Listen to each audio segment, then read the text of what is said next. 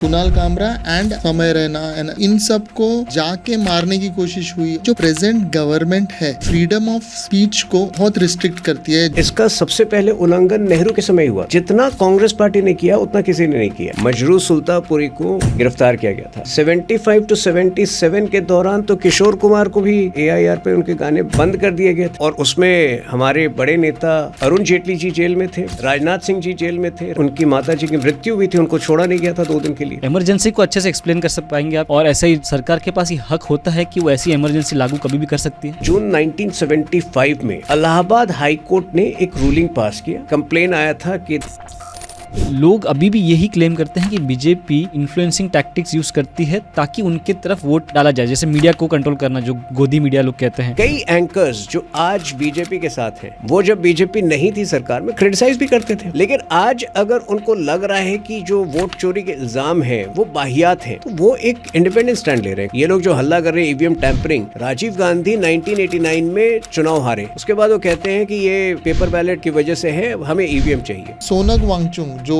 लद्दाख के साइंटिस्ट हैं, रिफॉर्मर हैं, अभी आपने उन्हें भी टेररिस्ट कर दिया। सोनम जी भी ठेकेदार के तौर पर बिहेव कर रहे थे पिछले कुछ वर्षों में। आप लोकल जनता से वहाँ बात करिए तो बिहार इलेक्शंस में प्रशांत किशोर जी कहते हैं कि वर्ल्ड बैंक से 14,000 करोड़ इलेक्शन में यूज किए गए हैं। प्रशांत किशोर ने पहले प्रधानमंत्री मोदी जी के साथ उन्होंने काम किया, उसके बाद नीतीश कुमार के साथ काम किया। तो अगर कोई व्यक्ति ओवर एम्बिशियस है, उसको लगता है कि उसको सीधे प्रधानमंत्री को कुर्सी मिलनी चाहिए, I think he is only the sophisticated version of Rahul Gandhi. लेकिन इंफ्रास्ट्रक्चर रिलेटेड जो भी डेवलपमेंट होती है वही होती है जहाँ पे वोटर ज्यादा होते हैं, ताकि उनको दिखे कि हम लोग डेवलपमेंट कर रहे हैं। अगर राहुल गांधी या केजरीवाल बीजेपी में आना चाहे तो आप किसको लेना पसंद करें? बीजेपी एक वक्त एक काफी अच्छे स्टैंड पे था, उसके बाद उनकी भी सरकार गिर जाती है और कांग्रेस फिर अच्छे खासे समय तक राज करता है। वापस 15 साल होने को आए, तो आपको लगता है कि कहीं न कहीं बीजेपी का डाउनफॉल भी शुरू हो सकता है इस ट्रेंड के माध्यम से? मैं आपके शो पे बहुत बड़ा प्रेडिक्शन कर रहा हूँ कि पॉलिटिक्स बहुत ही गंदी चीज़ है। यही बचपन से हमें माँ बाप ने, फिल्म्स ने और बहुत सारे स्टोरीज में सुनाया जाता है।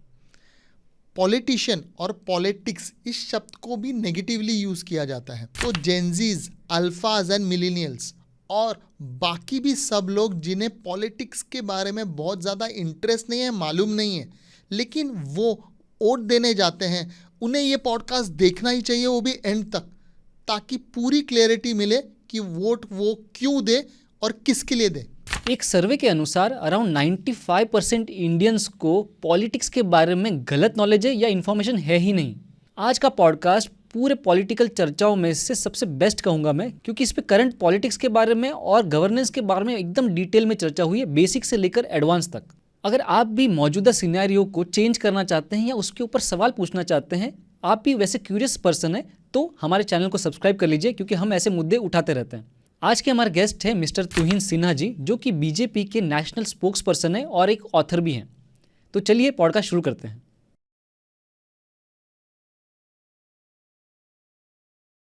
तुहिन जी, ये जो प्रेजेंट गवर्नमेंट है, ये हमने देखा है कि फ्रीडम ऑफ स्पीच को बहुत रिस्ट्रिक्ट करती है। जैसे कि रिसेंट अभी केस हुआ था Kunal Kamra and again with other comedian also ना, समय रैना एंड एवरीवन। तो इन सब को जाके मारने की कोशिश हुई और इन्हें मतलब भगा दिया गया एक तरीके से, और मल्टीपल केसेस हुए। तो फ्रीडम ऑफ स्पीच को ही आप दबा देंगे तो कैसे चलेगा? देखिए, फ्रीडम ऑफ स्पीच का जहाँ तक सवाल आता है, प्रधानमंत्री मोदी जी को जितनी गालियाँ ये विपक्ष देता है, मुझे नहीं लगता कि कोई और प्रधानमंत्री को उतनी गालियाँ पड़ी होगी। 1-1.5 साल पहले कांग्रेस के कार्यकर्ता नारे लगा रहे थे, मोदी तेरी कब्र खुदेगी। कल एक DMK के लीडर ने दक्षिण में वार्निंग दी है कि मोदी जब तक जिंदा रहेगा, प्रधानमंत्री मोदी जब तक जिंदा रहेंगे, तब तक तमिलनाडु में समृद्धि नहीं आ सकती। तो इस तरह की बातें ये लोग करते रहते हैं। तो अगर फ्रीडम ऑफ स्पीच नहीं होता तो कैसे कर पाते? जहाँ तक समय रैना और दूसरे कॉमेडियन की बात है, कामरा की, देखिए उसने MNS के खिलाफ, एकनाथ शिंदे के खिलाफ कुछ कहा था, और जो ओरिजिनल शिव सैनिक होते हैं वो बहुत इमोशनल होते हैं, तो उन्होंने कुछ कर दिया। इसमें भाजपा का या मोदी सरकार का कोई रोल नहीं है। जितनी गालियाँ प्रधानमंत्री मोदी जी को पड़ी है, वो सोनिया गांधी ने शुरू किया था मौत का सौदागर 2007 में। खारगे जी जब मन करता है रावण कहते हैं। राहुल गांधी ने एक बार जब क्रिकेट मैच में भारत हार गया था कहा कि मोदी पनौती है। तो मुझे नहीं लगता है कि फ्रीडम ऑफ एक्सप्रेशन पे कोई तरह तरह के आरोप। राहुल गांधी जाकर विदेश में कहते हैं कि यार डेमोक्रेसी इज़ डेड। वो सिखों को उठाकर एक यूएस में एक सभा को संबोधित कर रहे थे, वहाँ वो एक सिख को उठा के बोलते हैं कि आपको आज़ादी नहीं है कि आप भारत में गुरुद्वारा जा सके। इस तरह से भारत की छवि को धूमिल करने का प्रयास करते हैं, उसके बाद भी कोई एक्शन नहीं लिया जाता। आप देखेंगे ना तो ये सब नेता और नेता के वर्सेस ठीक है, लेकिन हम जैसे यूट्यूबर्स या कॉमेडियंस उनके खिलाफ, क्योंकि वो एक they can not face this things. आपस में आप नेता लोग, आपने ध्रुव राठी का नाम सुना है? जी हाँ, ध्रुव कितना झूठ उसने फैलाया सरकार के लेकिन वो विदेश में है ना, आप नहीं, कुछ ऐसा कर नहीं सकते है, तो शायद कर देते थे। नहीं, हमारी पहुंच हर जगह है, अगर करना होता कर देते। फ्रीडम ऑफ स्पीच तो एक बेसिक राइट है अंडर द कॉन्स्टिट्यूशन, लेकिन इसका सबसे पहले उल्लंघन नेहरू के समय हुआ था। मजरू सुल्तानपुरी को गिरफ्तार किया गया था क्योंकि उन्होंने कुछ, मुझे एग्जैक्ट वो नहीं याद है, लेकिन इमरजेंसी के दौरान 75 to 77 के दौरान तो किशोर कुमार को भी गिरफ्तार किया गया था। उनके गाने जो है गिरफ्तार नहीं किया गया था, AIR पे उनके गाने बंद कर दिए गए थे। तो देखिए, जो कॉन्स्टिट्यूशन, जो हमारा कॉन्स्टिट्यूशन है, बाबा साहब अम्बेडकर का कॉन्स्टिट्यूशन, वो अपने आप में एक सबसे परिपक्व, सबसे मैच्योर कॉन्स्टिट्यूशन है, लेकिन उसके प्रोविजंस का उल्लंघन जितना कांग्रेस पार्टी ने किया उतना किसी ने नहीं किया है। फॉर एग्जाम्पल 1975 to 77 के बीच जो 39th कॉन्स्टिट्यूशनल अमेंडमेंट से लेके शायद 44th कॉन्स्टिट्यूशनल अमेंडमेंट हुए, जो भी कॉन्स्टिट्यूशनल अमेंडमेंट उस दौरान हुए वो इतने मैलाफाइडी थे, वो इतने मतलब वो कानून की दृष्टि से वो इतने कमज़ोर थे, जैसे एक तरह से जो उस समय कानून आया, आर्टिकल 39th कॉन्स्टिट्यूशनल अमेंडमेंट शायद आया, जिसमें ये था कि जो भी बिल तब की सरकार पेश करती है पार्लियामेंट में वो मंजूर हो जाएगा। It will not be, the courts will not have any jurisdiction, will not have any right for legal scrutiny over those bills. ठीक है, ठीक उसी तरह जो है दो शब्द सोशलिज्म और सेक्युलरिज्म थोप दिए गए। अब सेक्युलरिज्म क्यों नहीं था संविधान में, आपको ये समझना होगा, because the makers of a constitution believe that India is intrinsically secular. In fact Nehru also opposed it. तो शुरू में ये शब्द नहीं था सेक्युलरिज्म? बिल्कुल नहीं था। ये इमरजेंसी के दौरान जो 5-6 ड्रैकोनियन कॉन्स्टिट्यूशनल अमेंडमेंट्स लाए गए, जिनको लीगल स्क्रूटनी से भी बाहर रखा गया, ये उस दौरान हुआ है। इमरजेंसी को अच्छे से एक्सप्लेन कर पाएंगे आप, क्योंकि बहुत लोग शायद उससे भी अवेयर नहीं है। देखिए, इमरजेंसी जब कॉन्स्टिट्यूशनल प्रोविजंस को वो कर दिया जाता है, ठप कर दिया जाता है कि कॉन्स्टिट्यूशनल प्रोविजंस जो भी जो कॉन्स्टिट्यूशनल अधिकार जनता को प्राप्त हैं उनको रद्द कर दिया जाता है। और ये क्यों हुआ, ये जानना बहुत ज़रूरी है। जून की शुरुआत में, जून 1975 में इलाहाबाद हाई कोर्ट ने एक रूलिंग पास किया। कंप्लेन आया था कि there were inconsistencies and malpractices during the in Indira Gandhi's election in the previous election which is 1971 Lok Sabha elections. तो रायबरेली से जो उनका चुनाव था उसको रद्द किया गया, because there were malpractices on the part of Congress party, on the part of Congress candidate which was Indira Gandhi. अब it was, उस रूलिंग के बाद it was untenable for Indira Gandhi to continue as Prime Minister. तो उनको सूझा कि एक काम हम कर सकते हैं, ये पूरा जो है इमरजेंसी को इम्पोज कर पूरी जो कॉन्स्टिट्यूशनल प्रोविजंस है, सारे कॉन्स्टिट्यूशनल प्रोविजंस जो है ठप हो जाएंगे। एंड ये तो मतलब लोगों की रेजिलियंस है कि 2 साल के बाद, लगभग 18 महीने के बाद उन्होंने ही इमरजेंसी को वापस लिया। नहीं तो जो लोग उस समय जेल में थे, और उसमें हमारे बड़े नेता लाल कृष्ण आडवाणी जी भी जेल में थे, वाजपेयी जी भी जेल में थे, युवा नेताओं में उस वक्त अरुण जेटली जी जेल में थे, राजनाथ सिंह जी जेल में थे। राजनाथ सिंह जी ने तो बहुत सारी मतलब यातनाएं, उनकी माता जी की मृत्यु हुई थी, उनको छोड़ा नहीं गया था 2 दिन के लिए। उस दौरान माता जी की उनकी मृत्यु भी हुई थी ब्रेन हैमरेज से, सदमे में कि उनको जो है पता नहीं कब निकलेंगे। तो जब इमरजेंसी लागू हुआ था, ये तो मतलब लोगों की रेजिलियंस थी, जिसके बाद अंततः इंदिरा गांधी को 18 महीने के बाद लगभग जनवरी 1977 से ये मूड बन गया था कि इमरजेंसी हटाया जा रहा है, और हटाया गया। उसके बाद मार्च 1977 में दोबारा चुनाव हुए। लेकिन उस समय वो इतना काला काल था, इतना वो एक डार्क समय था भारत के इतिहास में, ये हो सकता है कि वो अगर लोगों की रेजिलियंस नहीं होती तो और 4-5 साल और एक्सटेंड हो जाता इमरजेंसी। और ये सब इसीलिए किया गया ताकि उनकी गवर्नेंस बरकरार रहे। जो वोट चोरी का आरोप आज राहुल गांधी लगा रहे हैं, सच ये है कि वोट चोरी के मामले में अगर किसी को कन्विक्ट किया गया है भारत के इतिहास में, तो वो इंदिरा गांधी को कन्विक्ट किया गया। और उसके बाद उन्होंने इमरजेंसी लगा दिया। इमरजेंसी लागू हुआ 25 जून 1975, और उस वक्त एक डमी, एक ऐसे राष्ट्रपति थे फखरुद्दीन अली अहमद। कांग्रेस पार्टी ऐसे लोगों को बनाती थी जो कि कुछ भी कहे, मतलब वो राष्ट्रपति का भी जो पद था उसकी गरिमा नष्ट हो गई थी। तो जो कहते थे अगर आप किसी को भी उठाकर बना दे, और जो व्यक्ति पूरी तरह ओब्लाइज्ड है कि आपकी वजह से उस पद पर है, तो ऑब्वियसली उसने साइन कर दिया। सर, इससे एक सवाल मेरे मन में ऐसा आ रहा है जहन में कि कल मोदी जी भी ऐसी कोई इमरजेंसी लगा सकते हैं। मतलब ये तो एक हार्श रूल हो गया कि आप जब चाहिए पूरे देश को ठप कर दो, कॉन्स्टिट्यूशन को ठप कर दो। और किसके पास हक होता है ये करने का? देखिए, आप 11 वर्ष के बाद आप अब भी ये सवाल पूछ रहे हैं, ये आपकी मासूमियत है या मतलब इग्नोरेंस है? बिकॉज 11 वर्ष बीत गए हैं, 3 इलेक्शन प्रधानमंत्री मोदी जी ने जीते हैं। 90 बार कांग्रेस पार्टी ने निर्वाचित इलेक्टेड स्टेट गवर्नमेंट्स को आर्टिकल 356 का दुरुपयोग करके डिसमिस किया है। इनफैक्ट कश्मीर की समस्या कैसे उत्पन्न हुई, वह कश्मीर आउट ऑफ हैंड कब गया? कश्मीर में फारूक अब्दुल्ला लगभग 1982 में चीफ मिनिस्टर बने थे पहली बार, शेख अब्दुल्ला के बाद। ठीक है, उस समय फारूक अब्दुल्ला का एक ब्रदर इन लॉ हुआ करता था, मैं उनका नाम भूल रहा हूँ, लेकिन इंदिरा गांधी ने अपनी महत्वाकांक्षा में वो सरकार को तोड़ा। उस व्यक्ति को, जो उनका ब्रदर इन लॉ था, उसको जो है इनकरेज किया कि आप पार्टी तोड़कर बाहर आए, और कांग्रेस की सरकार, कांग्रेस पार्टी ने उसका समर्थन किया।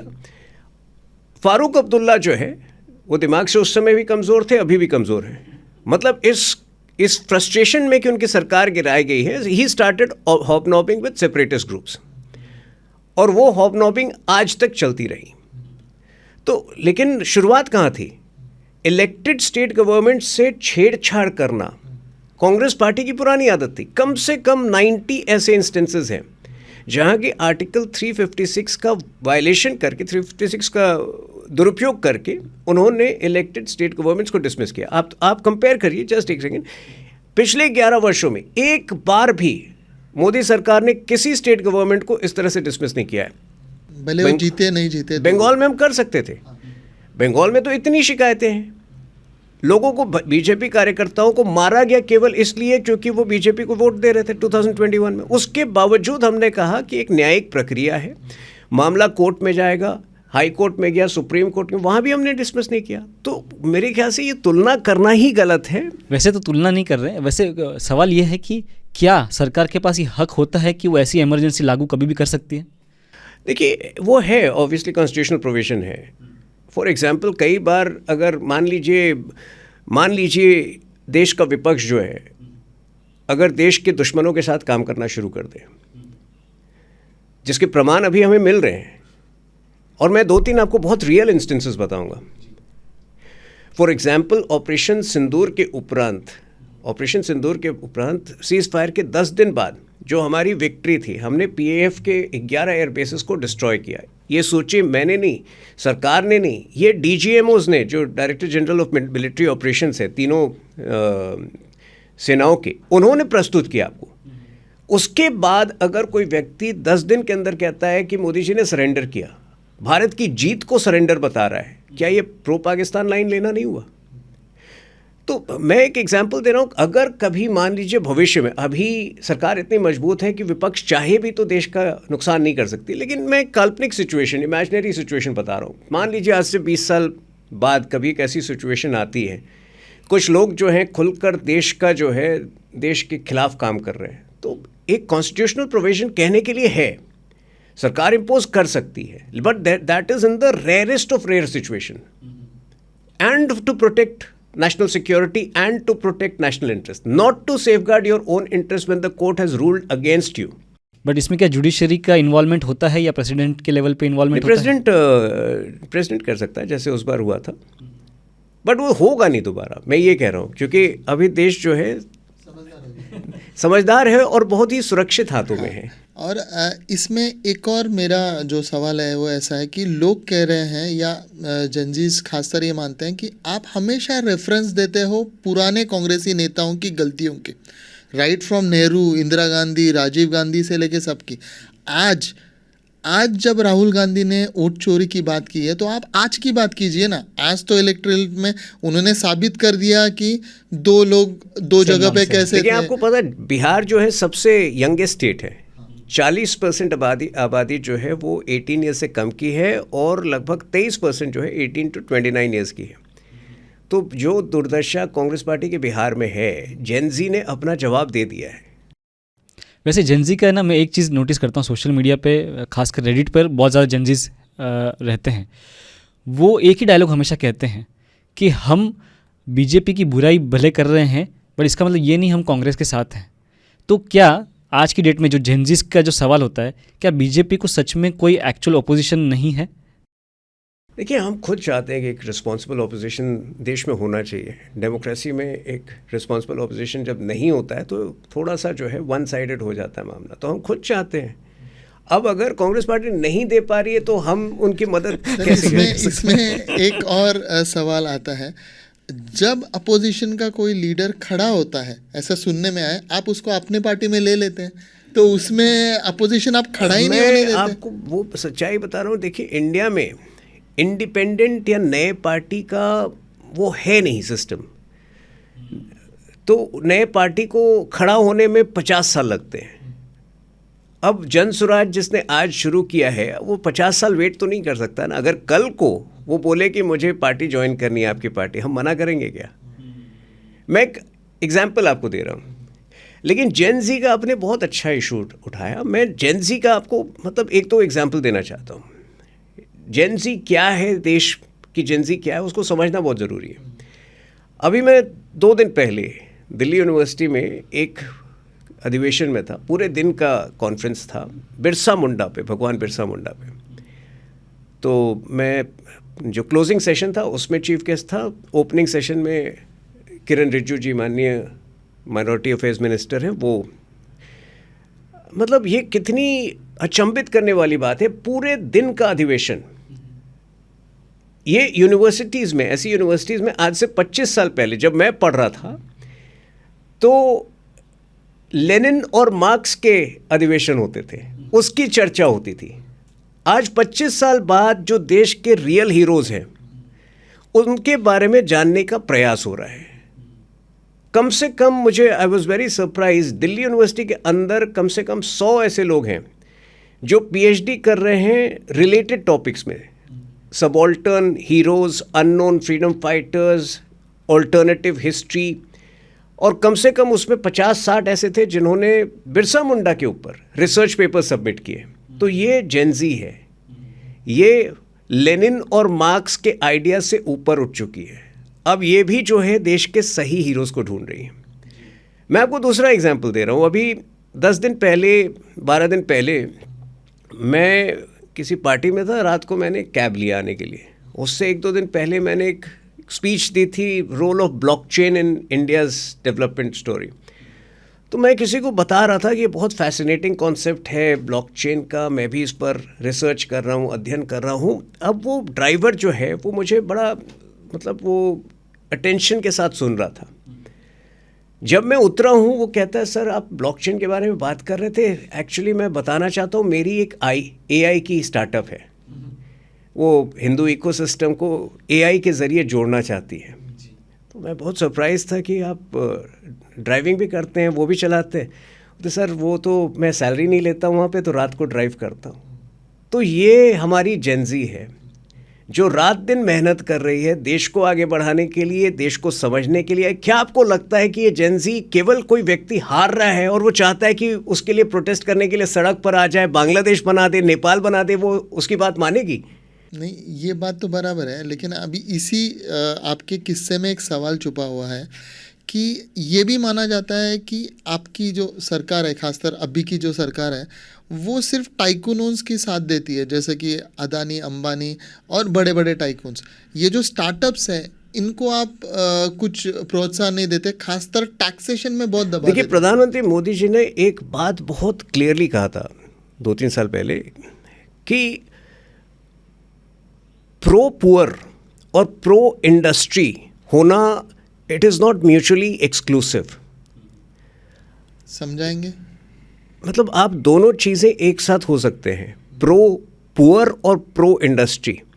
जो लेफ्टिस्ट ने एक कॉन्सेप्ट बनाया था, अमीरी बुरा है, अमीरी बुरा है, मेरे ख्याल से ये प्रिटेंस से हमें उठना पड़ेगा। क्योंकि उस टाइम के पिक्चर्स भी आप देखोगे ना, उसमें सब विलन अमीर ही थे और हीरो गरीब था ना। तो इसीलिए अगर आज की तारीख में एक अभी एक ऐप है फिजिक्स वाला, ठीक है, अब मैं पढ़ रहा था कि उसकी वैल्यूएशन जो है इतनी बढ़ी है पिछले कुछ वर्षों में कि today he is richer than Shahrukh Khan. तो क्या हम दो लोगों को बढ़ावा दे रहे हैं, या जो जितने यूनिकॉर्न्स पिछले 11 वर्षों में भारत में आए हैं, मेरे ख्याल से विश्व में कहीं नहीं आए होंगे। लेकिन अभी इन सब की वैल्यूएशन जो है पिछले 5 वर्षों में, कोई 2000 करोड़ की कंपनी है, कोई 10,000 करोड़ की कंपनी, और सब जो है हैपनिंग सेक्टर्स में, रिन्यूएबल एनर्जी में, एआई में, सैटेलाइट्स, स्पेस सेक्टर्स में। तो ये कहाँ से आरोप आता है कि हम दो लोगों को आगे बढ़ा रहे हैं? क्योंकि नाम उनका बहुत ज़्यादा उछाला जाता है मीडिया में, तो उनको लगता है कि आप बहुत ज़्यादा सपोर्ट करते हैं। जब आप अपने अंदर झांक के अपनी कमियों को स्वीकार करने के लिए तैयार नहीं है, तो you will look for external villains.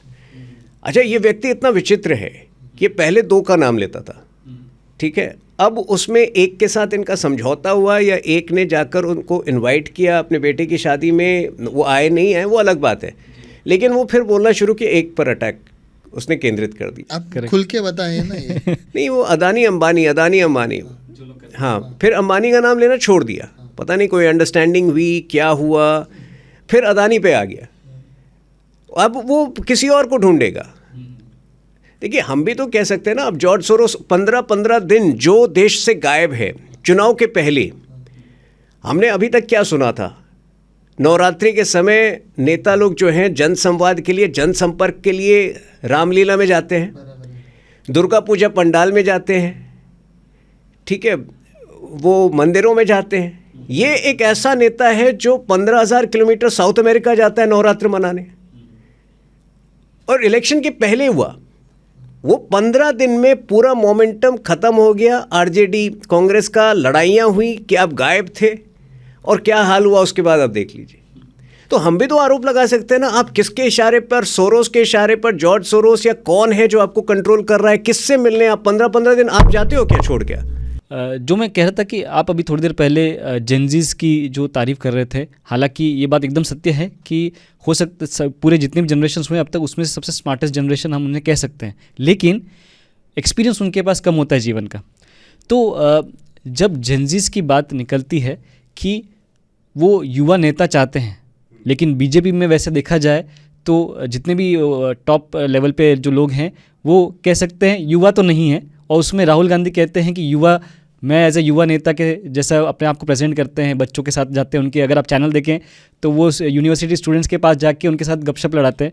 तो ये प्रेजेंट करने की कोशिश करें कि वो युवा हैं एंड बीजेपी एक्चुअली बुरी पार्टी है। ये देखिए, आप लोग को ये परसेप्शन बदलना पड़ेगा। जो व्यक्ति 5 साल में रिटायर होगा, 55 का है, वो कैसे अपने आप को युवा कहता है? युवा अगर कोई है तो हर्ष सांघवी को बताइए ना, जो आज गुजरात के डिप्टी सीएम है, उनकी उम्र 40-41 ईयर्स है। 40-41 ईयर्स में कोई व्यक्ति अपनी मेहनत से, and he belongs to the minority community. हमने देश में देखा कि केवल जो है एक समुदाय को, मुस्लिम समुदाय को पॉलिटिकल पर्पसेस के लिए माइनॉरिटी बताया गया।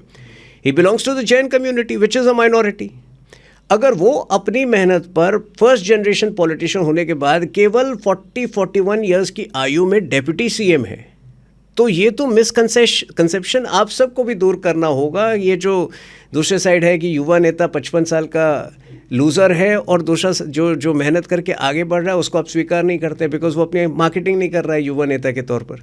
सर, आपने थोड़ी देर पहले कहा कि एक नेता किसी सोर्स से इन्फ्लुएंस्ड है, तो ये कहानी थोड़ा खुल के बताइए। एग्जैक्टली आप क्या कहना चाह रहे हैं? कौन नेता और कैसे वो इन्फ्लुएंस्ड है?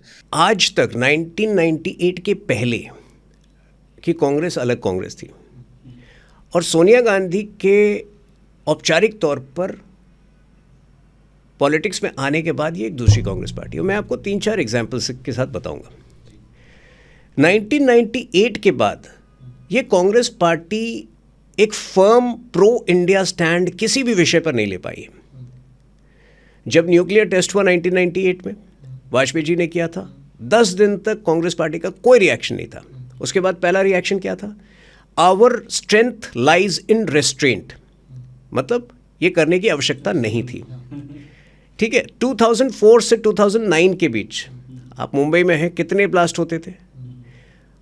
ऑन एन एवरेज हर 40 दिन पर। मुंबई नहीं, जयपुर में भी हुआ, अहमदाबाद में भी हुआ, गुवाहाटी में भी हुआ, दिल्ली में भी हुआ, बेंगलुरु में भी हुआ, कोई ऐसा जगह नहीं था जहां ब्लास्ट नहीं होता था। क्या रिएक्शन होता था यूपीए की सरकार का? कंप्लेन करते थे यूएस को कि देखिए पाकिस्तान हमको मार रहा है, हम कुछ कर नहीं पा रहे। बल्कि 2008 में 26/11 के मात्र 7 महीने के बाद शर्म अल शेख इजिप्ट में प्रधानमंत्री, तब के प्रधानमंत्री डॉक्टर मनमोहन सिंह उस वक्त के पाकिस्तान प्राइम मिनिस्टर यूसुफ रजा गिलानी से मिलते हैं और एक समझौता करते हैं कि both India and Pakistan are equal victims of terror, और पाकिस्तान को अधिकार देते हैं कि पाकिस्तान बहुत समय से एलिगेशन लगा रहा था कि बालूचिस्तान में इंडिया प्रॉब्लम क्रिएट कर रहा है वो उनको अधिकार देते हैं कि आप भारत के रोल को इन्वेस्टिगेट कर सकते हैं। ये सिर्फ 26/11 के 7 महीने बाद हुआ। तो इतना जब आर्टिकल 370 एब्रोगेट हुआ तो राहुल गांधी ने सरकार का समर्थन नहीं किया। इनफैक्ट उसी के बाद ज्योतिरादित्य सिंधिया और मिलिंद देओरा ने खुलकर सपोर्ट किया था कि आर्टिकल 370 को जाना चाहिए। आज दोनों जो हैं, मिलिंद देओरा शिवसेना में है और ज्योतिरादित्य सिंधिया मंत्री हैं। तो ये कांग्रेस पार्टी कभी भी प्रो इंडिया स्टैंड 1998 के बाद खुलकर नहीं ले पाई है। क्यों? लेकिन वो स्पेक्यूलेशन है। अभी मैं कल का आपको एग्जांपल दे रहा हूँ। एक इंदिरा गांधी अवार्ड होता है, वो किसको दिया गया? चिली, साउथ अमेरिका में चिली के एक लीडर को दिया गया। उस लीडर का इतिहास क्या है? हमेशा उसने कश्मीर के ऊपर भारत के स्टैंड को क्रिटिसाइज़ किया है। हमेशा उसने जो एक वेस्टर्न नैरेटिव रहा है भारत में ह्यूमन राइट्स को लेकर सवाल उठाए हैं।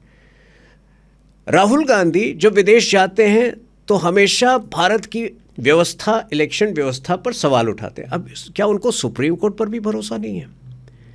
पिछले 4 महीने से ये पूरा SIR का मामला सुप्रीम कोर्ट में चल रहा है। और SIR जो स्पेशल इंटेंसिव रिवीजन है, SIR क्या होता है? स्पेशल इंटेंसिव रिवीजन, मान लीजिए एक कट ऑफ डेट है 2002 के बाद जो नए वोटर्स आए हैं उनको कुछ डॉक्यूमेंट्स प्रस्तुत करने पड़ेंगे खुद को वेरीफाई करने के लिए। ये क्यों आवश्यक है? क्योंकि हमने देखा है जो बॉर्डर स्टेट्स हैं, बंगाल हो गया, असम हो गया, झारखंड हो गया, या इवन बिहार के कुछ ऐसे इलाके हैं जो एक बहुत छोटा सा पैच ऑफ लैंड है बंगाल का, उसके बाद बांग्लादेश आता है। बिहार का सीमांचल हो गया, झारखंड का संथल परगना हो गया, बंगाल के 10-12 डिस्ट्रिक्ट हो गए, असम हो गया। इन जगहों पर पिछले 25 वर्षों में जिस रेट से पॉपुलेशन ग्रो की है, जो वोटर लिस्ट है उसका ग्रोथ कहीं अधिक है। तो ये जो आप कह रहे हैं कि कांग्रेस हमेशा एंटी इंडिया जो स्टेटमेंट्स रेज करता है, क्या ये उनका इनकम्पिटेंसी है कि उनके पास और कोई मुद्दे नहीं है, या फिर देखिए ये पहले नहीं है, ये पहले नहीं था। राजीव गांधी के टाइम तक कोई शिकायत, इस प्रकार की शिकायत हम लोगों ने नहीं की थी। लेकिन अब तो ऐसे तथ्य है ना, आप टाइमिंग कह लीजिए, क्या कह लीजिए, आपको क्या ज़रूरत पड़ती है कि जो व्यक्ति भारत के खिलाफ स्टैंड लेता है आप उसके पास चले जाते हैं तुरंत। अभी एक और एग्जांपल बताइए ना, लेकिन फिर आपका कहना एक क्या है और कि एग्जाम्पल कांग्रेस अभी विदेशी जो बाकी कंट्रीज है, जो हमारे दुश्मन शायद है नहीं है, हमें नहीं पता, उनके साथ मिलके कुछ षड्यंत्र कर रहे हैं। ये प्रॉपर जो है हमें भी नहीं पता है ना। मैं तो आपको, ये लोग ऑलरेडी लोग अपना जजमेंट बना रहे हैं। मतलब आप खुद एनालाइज कीजिए। जैसे इल्हाना ओमर जो है यूएस सेनेट में, अगर कोई सबसे बड़ा एंटी इंडिया वॉइस है तो इल्हान ओमर का है।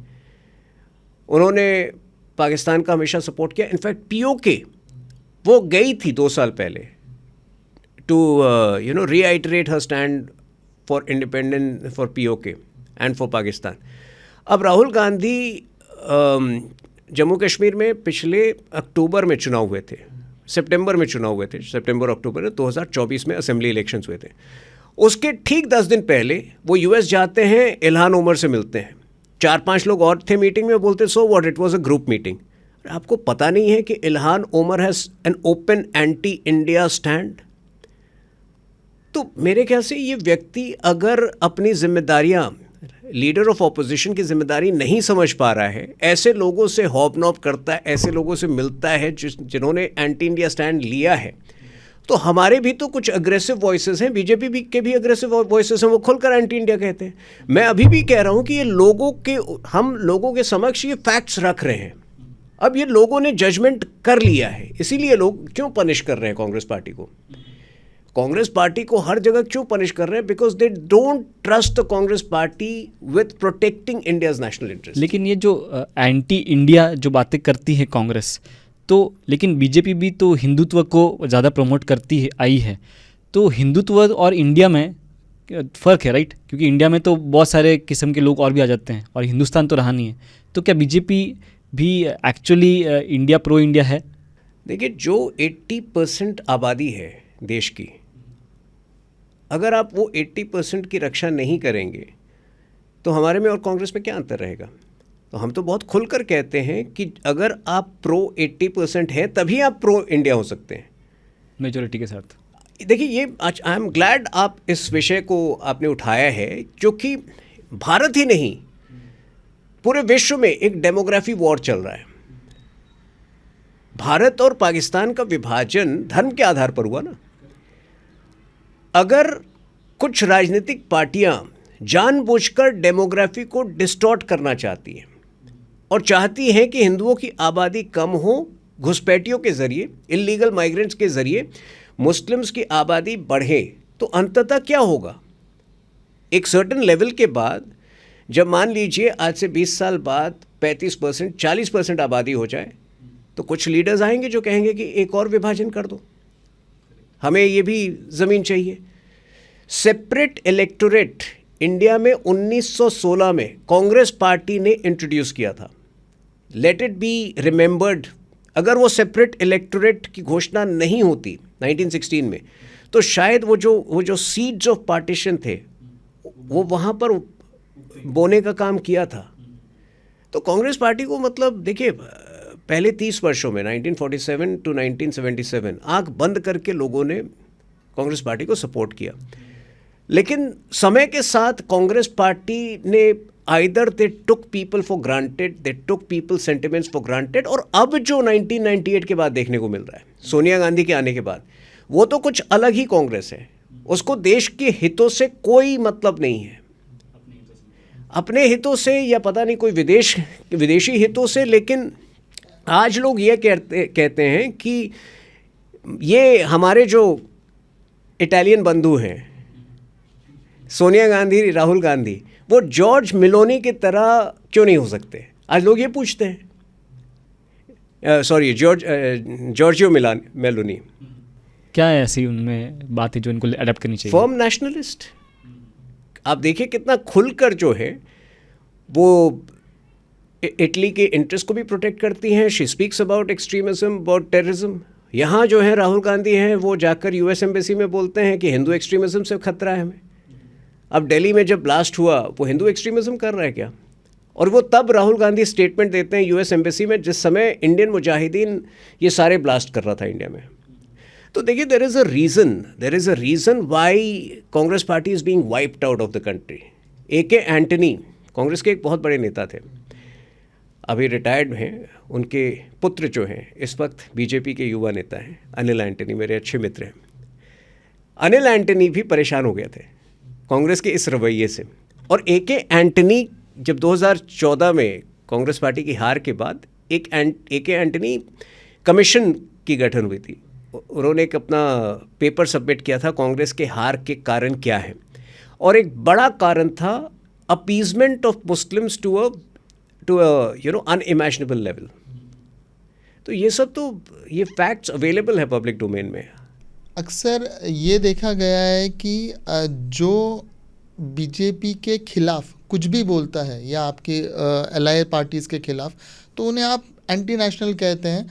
हर कोई होना ज़रूरी नहीं है। अभी आपने जो 2 एग्जांपल्स दिए उनकी तो जांच पड़ताल करनी बाकी है, लेकिन सोनग वांगचुक जो लद्दाख के साइंटिस्ट हैं, रिफॉर्मर हैं, लद्दाख जब इंक्लूड किया एज यूनियन टेरिटरी तब उन्होंने वेलकम किया कि इंडिया ने लिया है लद्दाख को, तो मतलब he was full on with BJP.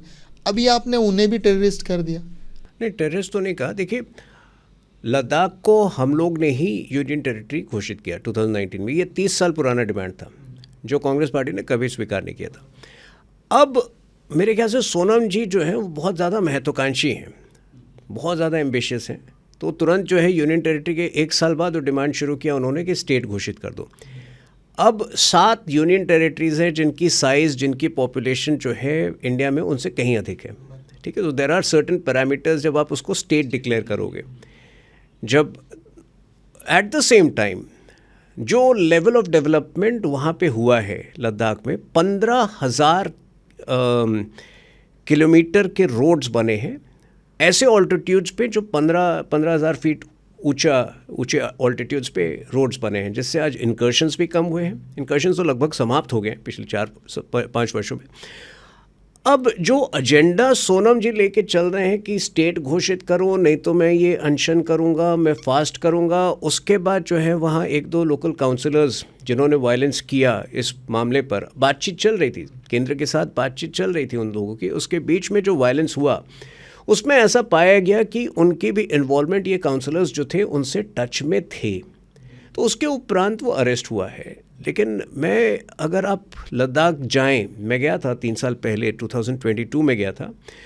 आज जो वहाँ पे लोग, जो इकोनॉमिक अपॉर्चुनिटी ज़ीरो थी, आज जो इजी कनेक्टिविटी जोजिला टनल के थ्रू ऑलमोस्ट तैयार है। जोजिला टनल पूरा श्रीनगर टू ले जो ऑल वेदर कनेक्टिविटी बन रही है, ये सारी चीज़ों से लोगों को वहाँ बहुत फ़ायदा हुआ है। और ये चीज़ें जो हैं, जो कुछ लोग ठेकेदार बन के बैठे थे, सोनम जी भी ठेकेदार के तौर पर बिहेव कर रहे थे पिछले कुछ वर्षों में। आप लोकल जनता से वहाँ बात करिए तो लोकल जनता उनको सपोर्ट नहीं करती है। तो ये ठेकेदारी का काम मुझे लगता है कि उनको शोभा नहीं देता। उनका जो अचीवमेंट है वो सब लोग सराहते हैं। लेकिन उन्हें एंटी नेशनल कहना क्या जरूरी है? एंटी नेशनल हम कहाँ कहते हैं? अगर सोशल मीडिया पे किसी ने कह दिया, ठीक है, BJP is a party of 13 crore people, अगर सोशल मीडिया में कोई कार्यकर्ता ने कह दिया तो उसकी जिम्मेदारी हम कैसे लें? तब तो कांग्रेस का हर वर्कर जो है वो प्रो टेररिस्ट हो जाएगा। तो अभी इसी बात पे आते हैं। आपके जो इतने सारे नेता हैं, अक्सर ये भी देखा गया है कि आप पहले जब आप सरकार में नहीं थे तब आपने कहा कि कांग्रेस ही बहुत सारे क्रिमिनल्स को टिकट देती है। आप भी वही कर रहे हैं। बहुत सारे क्रिमिनल बैकग्राउंड वाले लोगों को आप भी आज के तारीख में टिकट दे रहे हैं, और अपोजिशन को, खासकर महाराष्ट्र में तो आपने पूरी तरह से किल कर दिया था।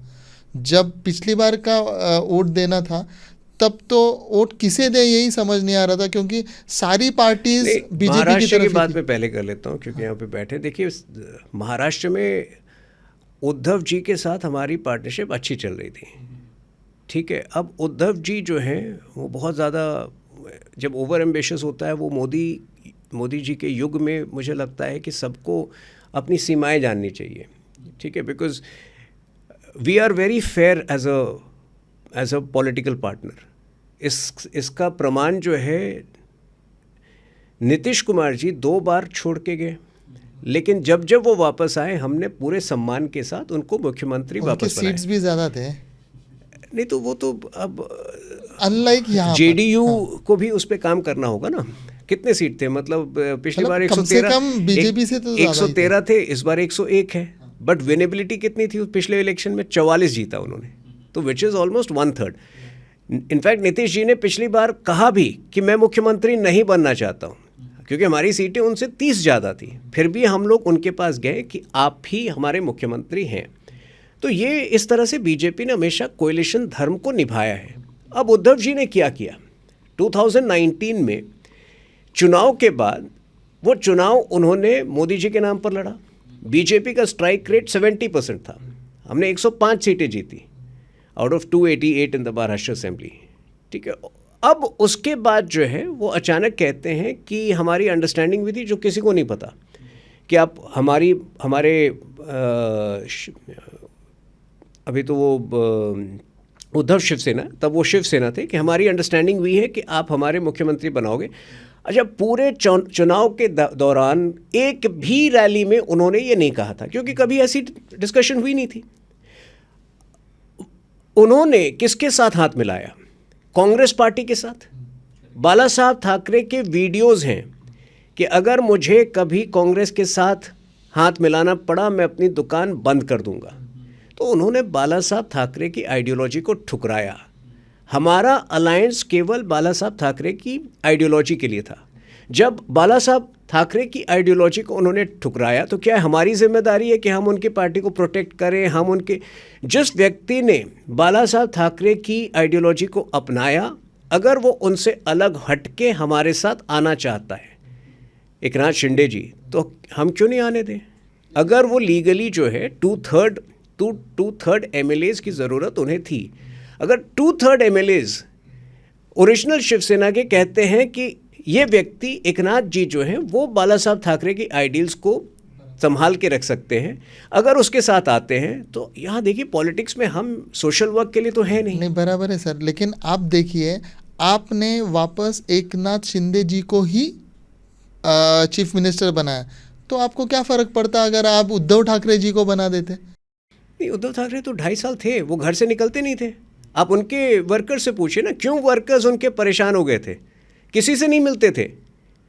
इंडस्ट्रीज छोड़ के सेमीकंडक्टर इंडस्ट्री जा रही थी, क्योंकि वो पता नहीं क्या करते थे दिन भर, बट वो अपने घर से निकलते नहीं थे बाहर। तो आप कह रहे हैं कि आपने उनकी मतलब लायकता के हिसाब से आप चीफ मिनिस्टर चुनते थे? लायकता, हाँ, मतलब कैपेबिलिटीज़ के हिसाब से।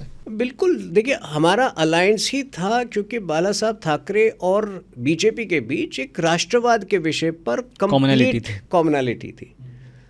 अब उद्धव जी जो है, अगर पूरा जो है कांग्रेस का स्टैंड ले लें, उन्होंने तो वक्फ अमेंडमेंट एक्ट को अपोज किया। जो वक्फ अमेंडमेंट एक्ट जो है भूमि के अतिक्रमण को, अवैध अतिक्रमण को रोकने के लिए बनाई गई थी, उसका उन्होंने अपोज किया। सो आप ना थोड़ी देर पहले आपने एग्जांपल किया था, जो 80% लोग हैं, तो हिंदुत्व ही सबसे लाजमी चीज़ है जिसको हम प्रोटेक्ट करना चाहेंगे। तो यहाँ एक चीज़ मैं कहना चाहूँगा, हिंदुइज्म और हिंदुत्व में हम कोई विशेष अंतर नहीं देखते हैं। 1995 में सुप्रीम कोर्ट का रूलिंग आया है, Hinduism is a way of life. हमारे लिए हिंदुत्व क्या है? हमारे लिए it is a manifestation of India's cultural identity. भले वो मुस्लिम हो, सिख हो, ईसाई हो, यहाँ कोई भी मुसलमान जो है वो ओरिजिनली हिंदू था, ये हम मानते हैं। तो आप भले ही बाय रिलीजन आप मुसलमान हो, आपके रूट्स जो हैं कल्चरली जो हैं वो सनातन में रूटेड है, क्योंकि सनातन 1000 वर्ष 1200 वर्ष पुरानी प्रथा नहीं है। सनातन 5000 6000 साल, हमें पता भी नहीं है कब से सनातन एग्जिस्ट कर रहा है। तो आपके रूट्स जो है कल्चरली हमारे लिए हिंदुत्व मात्र, और ये अगर आप अडवाणी जी के स्पीचेस सुने, उस समय से ये बहुत एक्सपोजिशन या आर्टिकुलेशन क्लियर है कि India is culturally a Hindu state, आप रिलीजन जो भी फॉलो करें। इसलिए आप घर वापसी को जोर देते हैं? नहीं, इसमें जिसको आना है वो आए, ये सरकार का इस पर कोई स्टैंड नहीं है। वो रास्ते खुले होने चाहिए, जबरन कभी नहीं होना चाहिए। लेकिन वाइजा वर्सा आप रोक रहे हैं ना। कन्वर्जेंस तो आप ने ये स्टैंड लिया ना कि नहीं होना चाहिए अभी। नहीं, फोर्स्ड कभी नहीं होना चाहिए। अगर कोई व्यक्ति इधर से उधर बाई चॉइस जाना चाहे, out of his own violation, सब कुछ समझ कर, तो हम उसको रोक तो सकते नहीं हैं। और उधर से भी कोई आना चाहे, लेकिन जो रैकेट्स चल रहे हैं और जिनकी मंशा केवल इस देश के डेमोग्राफी को डिस्टॉर्ट करना है, जैसे अभी यूपी में, मैं नाम भूल रहा हूँ, 3 महीने पहले एक मौलाना पाया गया था जो 10 साल से जो है पैसे बांट कर कन्वर्ट कर रहा था, and he was operating through a foreign operator. Zakir Naik जैसे लोग जिस तरह का काम करते हैं, बहुत प्लान्ड वे में जो है वो आपके मन में जो है एक माइंड गेम खेल कर कि आपके भगवान तो ये करते हैं, हम उस चीज़ के विरुद्ध हैं। और अगर कोई घर वापसी भी करना चाहे, वो उसका चॉइस हो सकता है, हम किसी को फोर्स नहीं कर रहे हैं।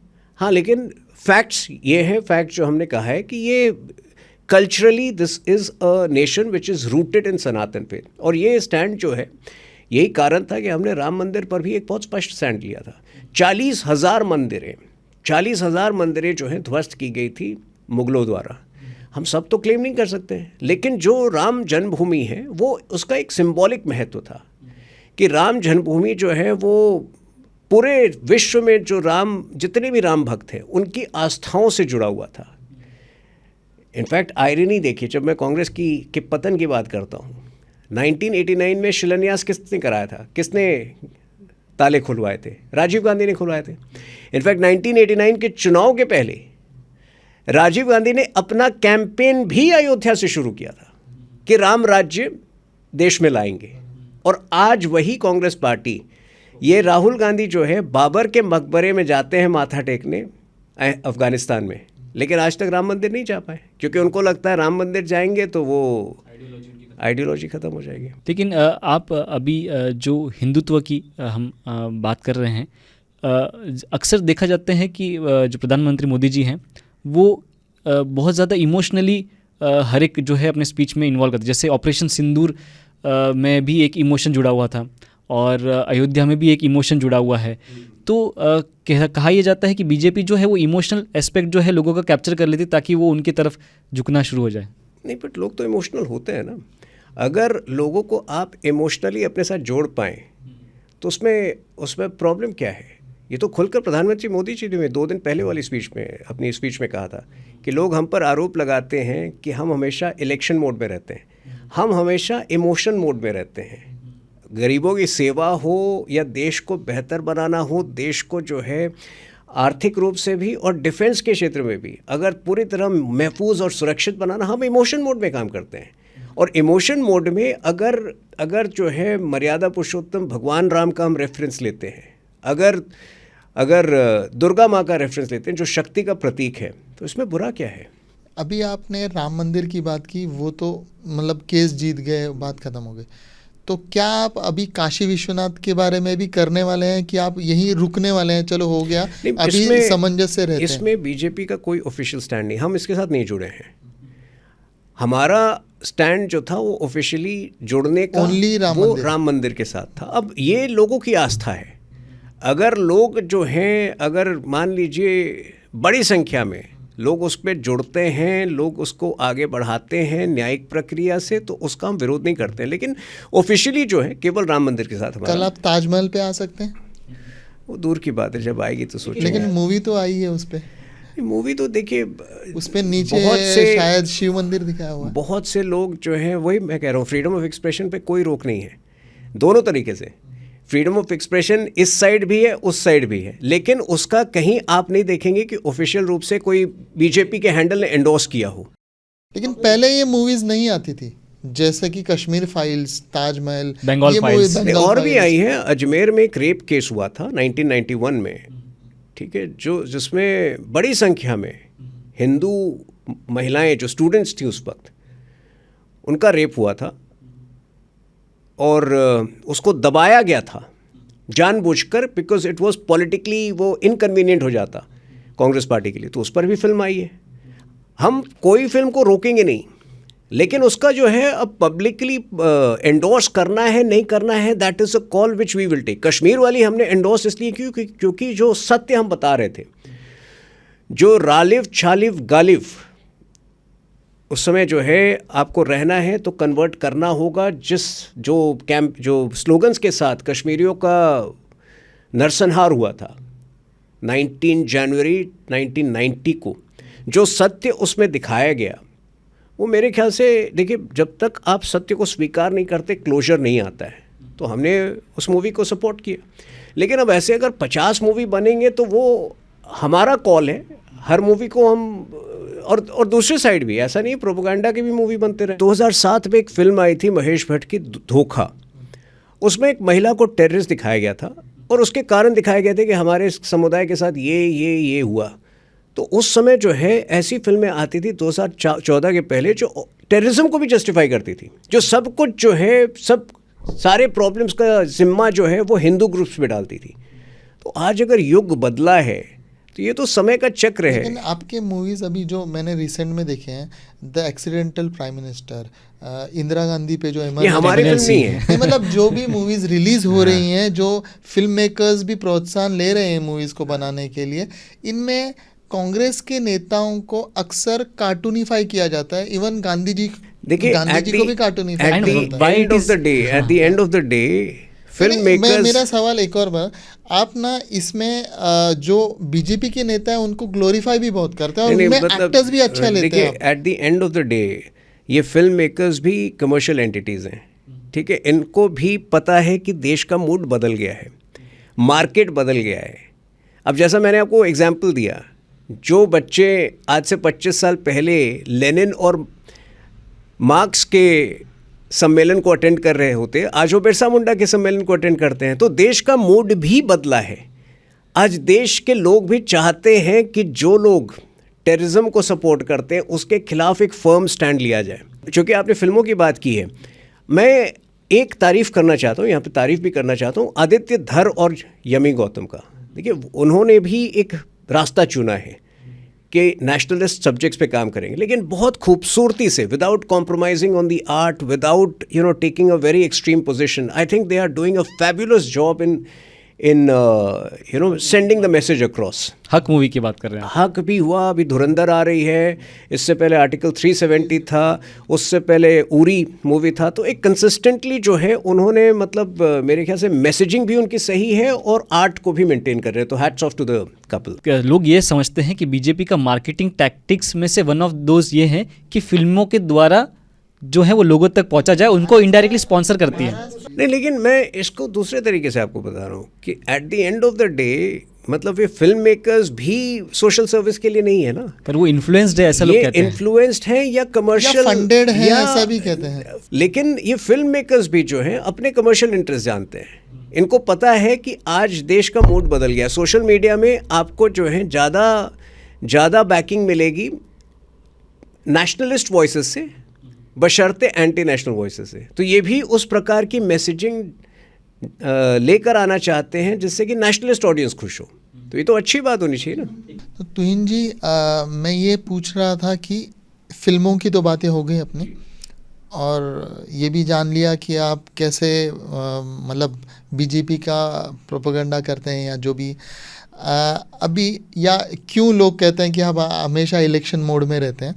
लेकिन अभी पॉइंट इस पे आते हैं, आप जो फेयर जस्टिस की बात करते हैं उसमें रिसेंट में एक मध्य प्रदेश के बीजेपी के कोई कार्यकर्ता या एमपी थे जिन्होंने पब्लिक में एक महिला के साथ दुर्व्यवहार किया था कार के बाहर, जिसका सीसीटीवी फुटेज है। और ऐसे ही एक महिला ने कंप्लेन किया था कि स्पोर्ट्स फेडरेशन में कोई बीजेपी के कार्यकर्ता या मंत्री हैं जो कि लड़कियों के साथ दुर्व्यवहार करते हैं। तो इन दोनों के ऊपर कोई स्ट्रिक्ट एक्शन हुआ नहीं बीजेपी से। तो ये क्या आपकी इमेज खराब नहीं कर रहा है कि आप महिलाओं का उस तरीके से सम्मान नहीं कर रहे? देखिए ये एक्चुअली पॉलिटिकल विषय है ही नहीं, तो मुझे एग्जैक्टली पता नहीं क्या हुआ उसमें, लेकिन ये तो कानून का विषय है। कहीं पर भी हमारी बहुत स्ट्रिक्ट इंस्ट्रक्शंस है स्टेट गवर्नमेंट्स को कि and law and order is a state subject, कि जहाँ पर भी इस तरह के इशू होते हैं कानून के तहत आप सख्त से सख्त कदम उठाएं। तो इसमें कोई कॉम्प्रोमाइज मंत्रियों के ऊपर या नेताओं के ऊपर पुलिस कंप्लेन लिखती है, नॉर्मल आदमी के ऊपर भी मुश्किल हो जाता है। तो ये तो बहुत ही बड़ी बात हो गई कि किसी मंत्री के ऊपर कंप्लेन आए, क्योंकि उसका वीडियो भी रिलीज हुआ है। आपको मंत्री था या देखिए, जब 13 करोड़ की पार्टी होगी उसमें कुछ ऐसे तत्व भी घुसेंगे जिसके अब हर आदमी की उसको वेरीफाई नहीं कर सकते, लेकिन जब कोई गलत करता है उसके खिलाफ एक्शन होना ही है। ये प्रोटेक्ट करने के लिए हम बैठे ही नहीं हैं। लेकिन ऐसे कोई सामने कोई बीजेपी से कोई प्रवक्ता आके बोला नहीं गलती हो गई, उसको अंडरस्टूड है। ये अंडरस्टूड है। हम पॉलिटिकल विषय पर बात करते हैं। लॉ एंड ऑर्डर का जो है ये अंडरस्टूड है कि वो स्ट्रिक्टेस्ट एक्शन लेना ही है। There is no compromise on it. हम पॉलिटिकल विषय पर जब आरोप लगाए जाते हैं, मतलब तरह तरह के वोट चोरी के, तो हम उस पर बात करते हैं, लेकिन ये तो इम्प्लाइड है। तो अभी हम दूसरे एस्पेक्ट पे आते हैं। आपको क्या लगता है कि मोदी जी कितने साल और प्राइम मिनिस्टर रह सकते हैं? क्या अगले इलेक्शन में वापस मोदी जी? जब तक जनता चाहेगी तब तक रहेंगे। अगला प्राइम मिनिस्टर कौन होगा अगर जीती बीजेपी? अभी तो कोई वैकेंसी है ही नहीं, अभी कोई वैकेंसी नहीं है। और आप ये देखिए कि 2014 के बाद आज सोशल मीडिया के युग में लोग इम्पेशेंट रहते हैं, लोगों को परिवर्तन चाहिए होता है। अगर उस युग में कोई बार बार चुन के जीत रहा है, डेमोक्रेसी में जीत रहा है, ये भारत चाइना तो है नहीं ना, भारत रशिया भी नहीं है।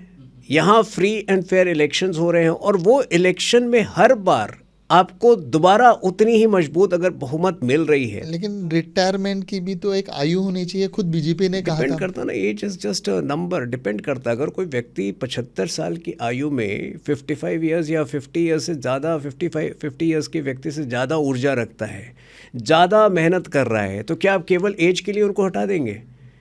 जो चल रहा है उसे चलने दो। मैं तो 40-45 साल के लोगों को देखा हूं कि वो अपने आप को बूढ़े मान लेते हैं। डेमोक्रेसी में जनता की इच्छा प्रबल है, और जनता इच्छा कैसे प्रकट करती है? मत के द्वारा, वोट के द्वारा। आज इनफैक्ट कोई भी वर्ल्ड लीडर्स में भी एक एजेंसी है जो हर महीने सर्वे करती है, कभी भी मोदी जी का जो एक्सेप्टेंस है वो 78% से कम नहीं गया। बाकी लीडर्स जो है, ट्रंप 1 साल के अंदर, आप ट्रंप की रेटिंग उठा के देख लीजिए। ये जो एप्स्टेन फाइल्स के विषय पर उनकी अपनी पार्टी ने उनका साथ नहीं दिया। तो अगर ऐसी स्थिति में देखिए, प्रधानमंत्री मोदी जी हर दिन जो है ना, आप अगर उनका स्केड्यूल देखें, आज भी वो उतना ही मेहनत करते हैं जितना कि कोई कार्यकर्ता 30 वर्ष के जो ज़मीन से जुड़ा हुआ कार्यकर्ता होता है। तो there is a reason why his acceptance is growing. वो अपने आप को प्रधानमंत्री के रूप में वो देख ही नहीं रहे हैं। तो प्रधान सेवक के रूप में आप सोचिए, वो भूटान जाते हैं, क्योंकि ऑब्वियसली ऑफिशियल शेड्यूल था, एयरपोर्ट पर उतरते हैं, सीधे अस्पताल जाके पहले वो बॉम्ब ब्लास्ट के विक्टिम से मिलते हैं। 5 दिन यूएस का ट्रिप करने के बाद, इस उम्र में कहाँ जेट लैग से परेशान होंगे दूसरे लोग, वो उतरते हैं, नए पार्लियामेंट का निर्माण हो रहा है, वो सीधे वहाँ से ड्राइव करके नए पार्लियामेंट का। तो ये चीज़ें जो है, मेरे ख्याल से सबसे पहले तो प्रधानमंत्री मोदी जी खुद एक ब्रांड एम्बेसडर हैं कि लोगों को कैसे फिट रखना चाहिए। लेकिन है ना, एक चीज़, एक ट्रेंड जैसा इसको अगर एनालाइज कर रहे हैं इस पूरे गवर्नेंस सिस्टम को, तो बीजेपी एक वक्त जो है काफ़ी अटल जी के दौरान एक काफ़ी अच्छे स्टैंड पे था। उसके बाद उनकी भी सरकार जो है गिर जाती है और कांग्रेस फिर अच्छे खासे समय तक राज करता है कंसेक्यूटिवली, एंड फिर वापस मोदी जी का 2014 में वापस इलेक्शन हो जाता है, वापस 15 साल होने को आए। तो आपको लगता है कि कहीं ना कहीं बीजेपी का डाउनफॉल भी शुरू हो सकता है इस ट्रेंड के माध्यम से? अगले 20 साल नहीं, अगले 20 साल। इसमें एक ही चीज़ पूछता हूँ, एक हाइपोथेटिकली मान लीजिए कि अगला इलेक्शन बीजेपी हार जाती है, तो अगला प्राइम मिनिस्टर आप कौन देखना चाहेंगे अमंग अपोजिशन? बट हाइपोथेटिकली भी जो है, अगर गिवन है चॉइस, आप कौन देखना चाहेंगे? मैं तो प्रधानमंत्री मोदी जी को छोड़ के अगले 10-15 वर्षों तक ये एक रिकॉर्ड होगा। देखिए, प्रधानमंत्री मोदी जी ने इतिहास को भी बहुत नज़दीक से मतलब स्मरण किया है, और मुझे लगता है कि भारत में अगले 5 वर्ष में he will be the longest serving prime minister. Nehru ji ने 17 साल प्रधानमंत्री रहे थे, और नेहरू जी को बेनिफिट था कि नेहरू जी ने 1947 में इलेक्शन नहीं लड़ा था, बल्कि जो मेजॉरिटी ऑफ द कांग्रेसमैन थे उन्होंने वोट किया था सरदार पटेल के लिए। अब नेहरू जी ने वहाँ पे भी वोट चोरी की या जो किया वो मुझे नहीं पता, लेकिन महात्मा गांधी ने कहा कि इनको प्रधानमंत्री बनना चाहिए। तो जो पहले 5 साल थे नेहरू जी के 1947 टू 1952, he was not elected, he was nominated. तो अगर कोई 3 बार इलेक्टेड प्राइम मिनिस्टर बना है तो नेहरू जी का जो है रिकॉर्ड 1952 में नेहरू जी जीते, 1957 में जीते, 1962 में जीते। तो वो 3 बार तो ऑलरेडी बराबर हो चुका है। लेकिन आने वाले समय में, और मैं आपके शो पे बहुत बड़ा प्रेडिक्शन कर रहा हूँ कि 2036 तक कम से कम कोई परिवर्तन, कोई वैकेंसी नहीं है। उसके बाद बिल्कुल कोई शक है ही नहीं किसी को। और बीजेपी के, जैसे मैं कह रहा था, कोई डिक्लाइन का, क्योंकि अभी है ना काफ़ी ज़्यादा सोशल मीडिया पे चल रहा है, as a brand BJP grow कर रही है सोशल मीडिया में। ये स्वाभाविक है कि कुछ लोग जो हैं वो बोर भी हो रहे होंगे, क्योंकि कोई मतलब दूसरे साइड एक्साइटमेंट है ही नहीं। दूसरे साइड एक्साइटमेंट नहीं होगा तो सब बीजेपी में आना चाहते हैं। अब नहीं स्वीकार करेंगे तो अब सबको एक पार्टी तो हो नहीं सकती है, तो कुछ ना कुछ बोलेंगे कि डिक्लाइन हो रही है।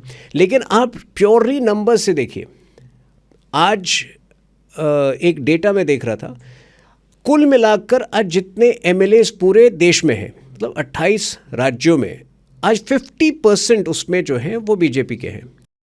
तुहिन जी, लेकिन आपने अभी कहा कि अपोजिशन में कोई है नहीं वगैरह ऐसा कुछ, लेकिन मैं ऐसा बोल रहा हूँ, या लोग आना चाहते हैं बीजेपी में, तो क्या करें हम ना। अगर राहुल गांधी या केजरीवाल दोनों में से कौन बीजेपी में आना चाहे तो आप किसको लेना पसंद करेंगे? ये दोनों में तो किसी को नहीं। देखिए, सबसे पहला कंडीशन जो है उनको राष्ट्रवादी होना पड़ेगा। तो अगर शशि थरूर आना चाहें तो आप ले सकते, तो हम कंसिडर करेंगे। क्यों मैं इसलिए बता रहा हूँ, क्योंकि ऑपरेशन सिंदूर के बाद देखिए, एक नेता की जो चरित्र का पहचान क्या होता है कि कम से कम ऐसे वक्त पर आप पूरी तरह से देश के साथ खड़े हों। शशि थरूर ने वो स्टैंड लिया। ऐसे तो ओवैसी जी ने भी लिया था। ओवैसी जी को भी हम कंसिडर कर सकते हैं, लेकिन राहुल गांधी और अरविंद केजरीवाल जो है वो उनको कंसिडर नहीं किया जाएगा, क्योंकि राष्ट्रवाद तो होना चाहिए। एक इन्विटेशन भी है यहाँ पर कि शशि थरूर जी को। मैं आपको एक एग्जांपल दे रहा हूँ। 1994 में UNHRC, ह्यूमन राइट्स कमीशन की एक बैठक थी। 3 लोगों को इंडिया से भेजा जाना था। उस वक्त प्रधानमंत्री कौन थे? PV नरसिम्हा राव। उन्होंने उस 3 लोग की कमेटी का हेड किसको बनाया? अटल बिहारी वाजपेयी को। Atal Bihari Vajpayee was leader of opposition. इतना विश्वास उस वक्त लीडर ऑफ ऑपोजिशन पर लोग करते थे, बिकॉज जब हम विपक्ष में थे, हमारा स्टैंड, बीजेपी का stand was more prominent, patriotic than the stand of the government. आज जब ऑपरेशन सिंदूर के बाद हमारे 7 डिप्लोमेटिक मिशंस अलग अलग देशों में गए, to convey the message that India's stand was the right stand. इसमें हमने कांग्रेस पार्टी से भी नाम मांगा। कांग्रेस पार्टी ने किन 2 लोगों का नाम दिया? गौरव गोगोई और एक उनके राज्यसभा के MP है नासिर हुसैन। गौरव गोगोई के ऊपर जो है इन्वेस्टिगेशन चल रहा है असम में। हिमांता बिस्वा शर्मा ने SIT का गठन किया है, क्योंकि Gaurav Gogoi is suppose to have made 2 undisclosed trips to Pakistan in 2013-14. His wife was working with an organization which is closely linked with Pakistan and was operating out of Islamabad. तो गौरव गोगोई को हमने नहीं लिया। दूसरा नाम था नासिर हुसैन का। 2 साल बाद नासिर हुसैन जो हैं वो राज्यसभा का चुनाव जीते थे। बेंगलुरु में जब वो जीते, उस सभा में पहले ऐसे MP होंगे कि स्लोगन्स उसमें रेस किए गए, पाकिस्तान जिंदाबाद। हमें भी यकीन नहीं था, लेकिन वो जो टेप्स थे उनका फोरेंसिक जांच हुआ और ऐसा पाया गया कि कुछ लोग जो है पाकिस्तान जिंदाबाद का नारा लें। तो नसीर हुसैन को भी हमने हटाया कि ये लिस्ट पे नहीं हो सकते हैं। शशि थरूर ने हमेशा प्रो इंडिया स्टैंड लिया था, वो गए मिशन में। तो बीजेपी में आने से पहले सबसे पहले जो है आप प्रो इंडिया स्टैंड लीजिए। राहुल गांधी और अरविंद केजरीवाल उसमें फिट नहीं बैठेंगे। अरविंद केजरीवाल ने कब प्रो इंडिया स्टैंड नहीं लिया? मतलब उन्होंने 2017 में पंजाब इलेक्शंस के दौरान उनके जो एक MLA है, ये अभी भी पब्लिक डोमेन में उपलब्ध है वो स्टोरी, एक खालिस्तानी ग्रुप का, कनाडा बेस्ड एक खालिस्तानी ग्रुप का एक व्यक्ति जो है कैंपेन में जुड़ा हुआ था। और ये तो उन्हीं के पार्टी के जो कुमार विश्वास हैं वो उन पर आरोप लगा चुके हैं कि कुछ जो, और वो भी पब्लिक डोमेन पे हैं, कि खालिस्तानी ग्रुप से जो है ये हॉबनॉब करते थे। अब वो क्या सच्चाई है वो कुमार विश्वास आपको बताएंगे। लेकिन अरविंद केजरीवाल से दूसरी शिकायत है इस जनता को। देखिए 2011-12 में मैं ऐसे लोगों को जानता हूं जिन्होंने अपनी पर्सनल कमाई, जो ज़्यादा कमाते भी नहीं थे, लेकिन अपनी पर्सनल कमाई उन्होंने अरविंद केजरीवाल को दी थी कि आप कुछ अच्छा करना चाहते हैं। अब कम से कम 5 लोगों को मैं जानता हूं जो कहते हैं कि इस आदमी ने हमें धोखा दिया, हमारा पूरा विश्वास उठ गया है। तो मेरे ख्याल से उनका जो है दूसरा है 420 का मामला है। अभी मैं थोड़ा सा वापस पीछे जाना चाहूँगा, जो बीजेपी के मार्केटिंग टैक्टिक्स हैं उसमें थोड़ा सा वापस आना चाहता हूँ। लोग अभी भी यही क्लेम करते हैं कि बीजेपी जो है इन्फ्लुएंसिंग टैक्टिक्स यूज़ करती है ताकि उनके तरफ वोट जो है वो डाला जाए, जैसे मीडिया को कंट्रोल करना, जो गोदी मीडिया लोग कहते हैं, और ECI को इन्फ्लुएंस करना ताकि वो वोट चोरी वाला जो किस्सा है वो। तो क्या इन्फ्लुएंसिंग से ही जीता जा सकता है या फिर ऐसा क्या मुद्दा है बीजेपी का? देखिए ये आरोप लगाना बहुत इजी है, लेकिन चूंकि मैं रोज़ मीडिया में बैठता हूँ, एंकर्स को पर्सनली जानता हूँ, मुझे लगता है देश का मूड बदला है।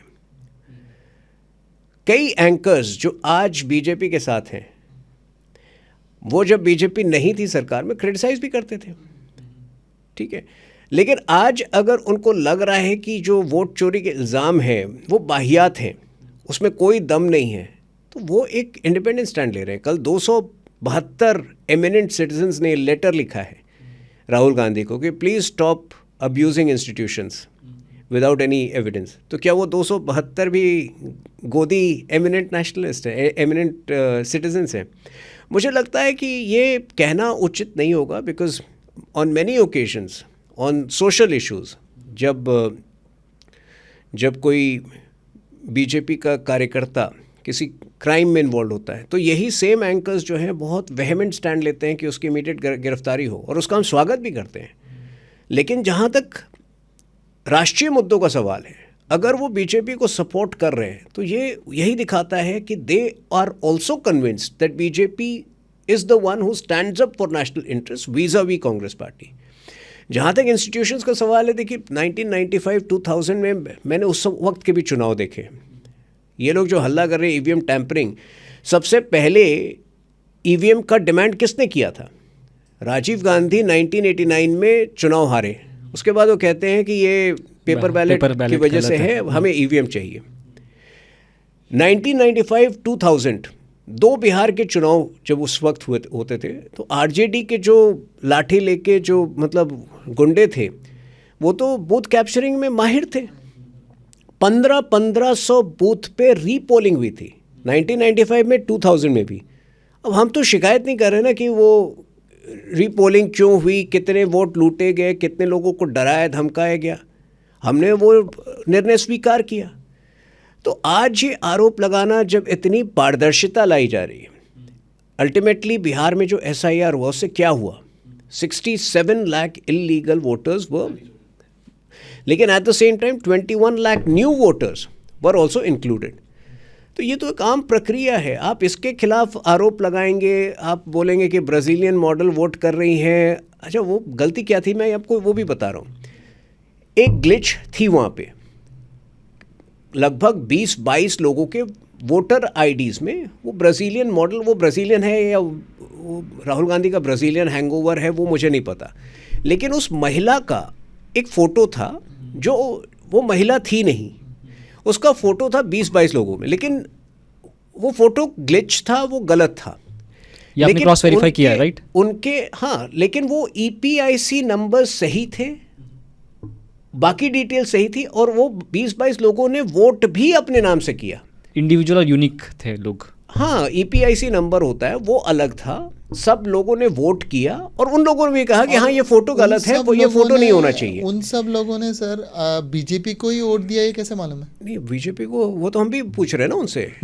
वो हो सकता है वोट चोरी का जो है उस वजह से उनको भी वोट मिले हो। देखिए दो चीज़ें यहाँ पर, एक, yes there are technical glitches which needs to be addressed, लेकिन क्या वो टेक्निकल ग्लिचेस बीजेपी को मदद पहुंचाने के लिए है, ये वो साबित नहीं कर पाए हैं, और वो कभी साबित कर भी नहीं पाएंगे। तो ऐसे में वोट चोरी का आरोप लगाकर वो खुद को जो है खुद की क्रेडिबिलिटी नष्ट कर रहे हैं। कि हो सकता है उन्होंने कांग्रेस देखिए, को भी दिया हो। रफाल डील हमने जब साइन किया उस समय हम क्यों पाकिस्तान को मुंह तोड़ जवाब नहीं दे पाते थे 2014 के पहले। रफाल डील की चर्चा 2005-2006 से चल रही थी फाइटर एयरक्राफ्ट्स की।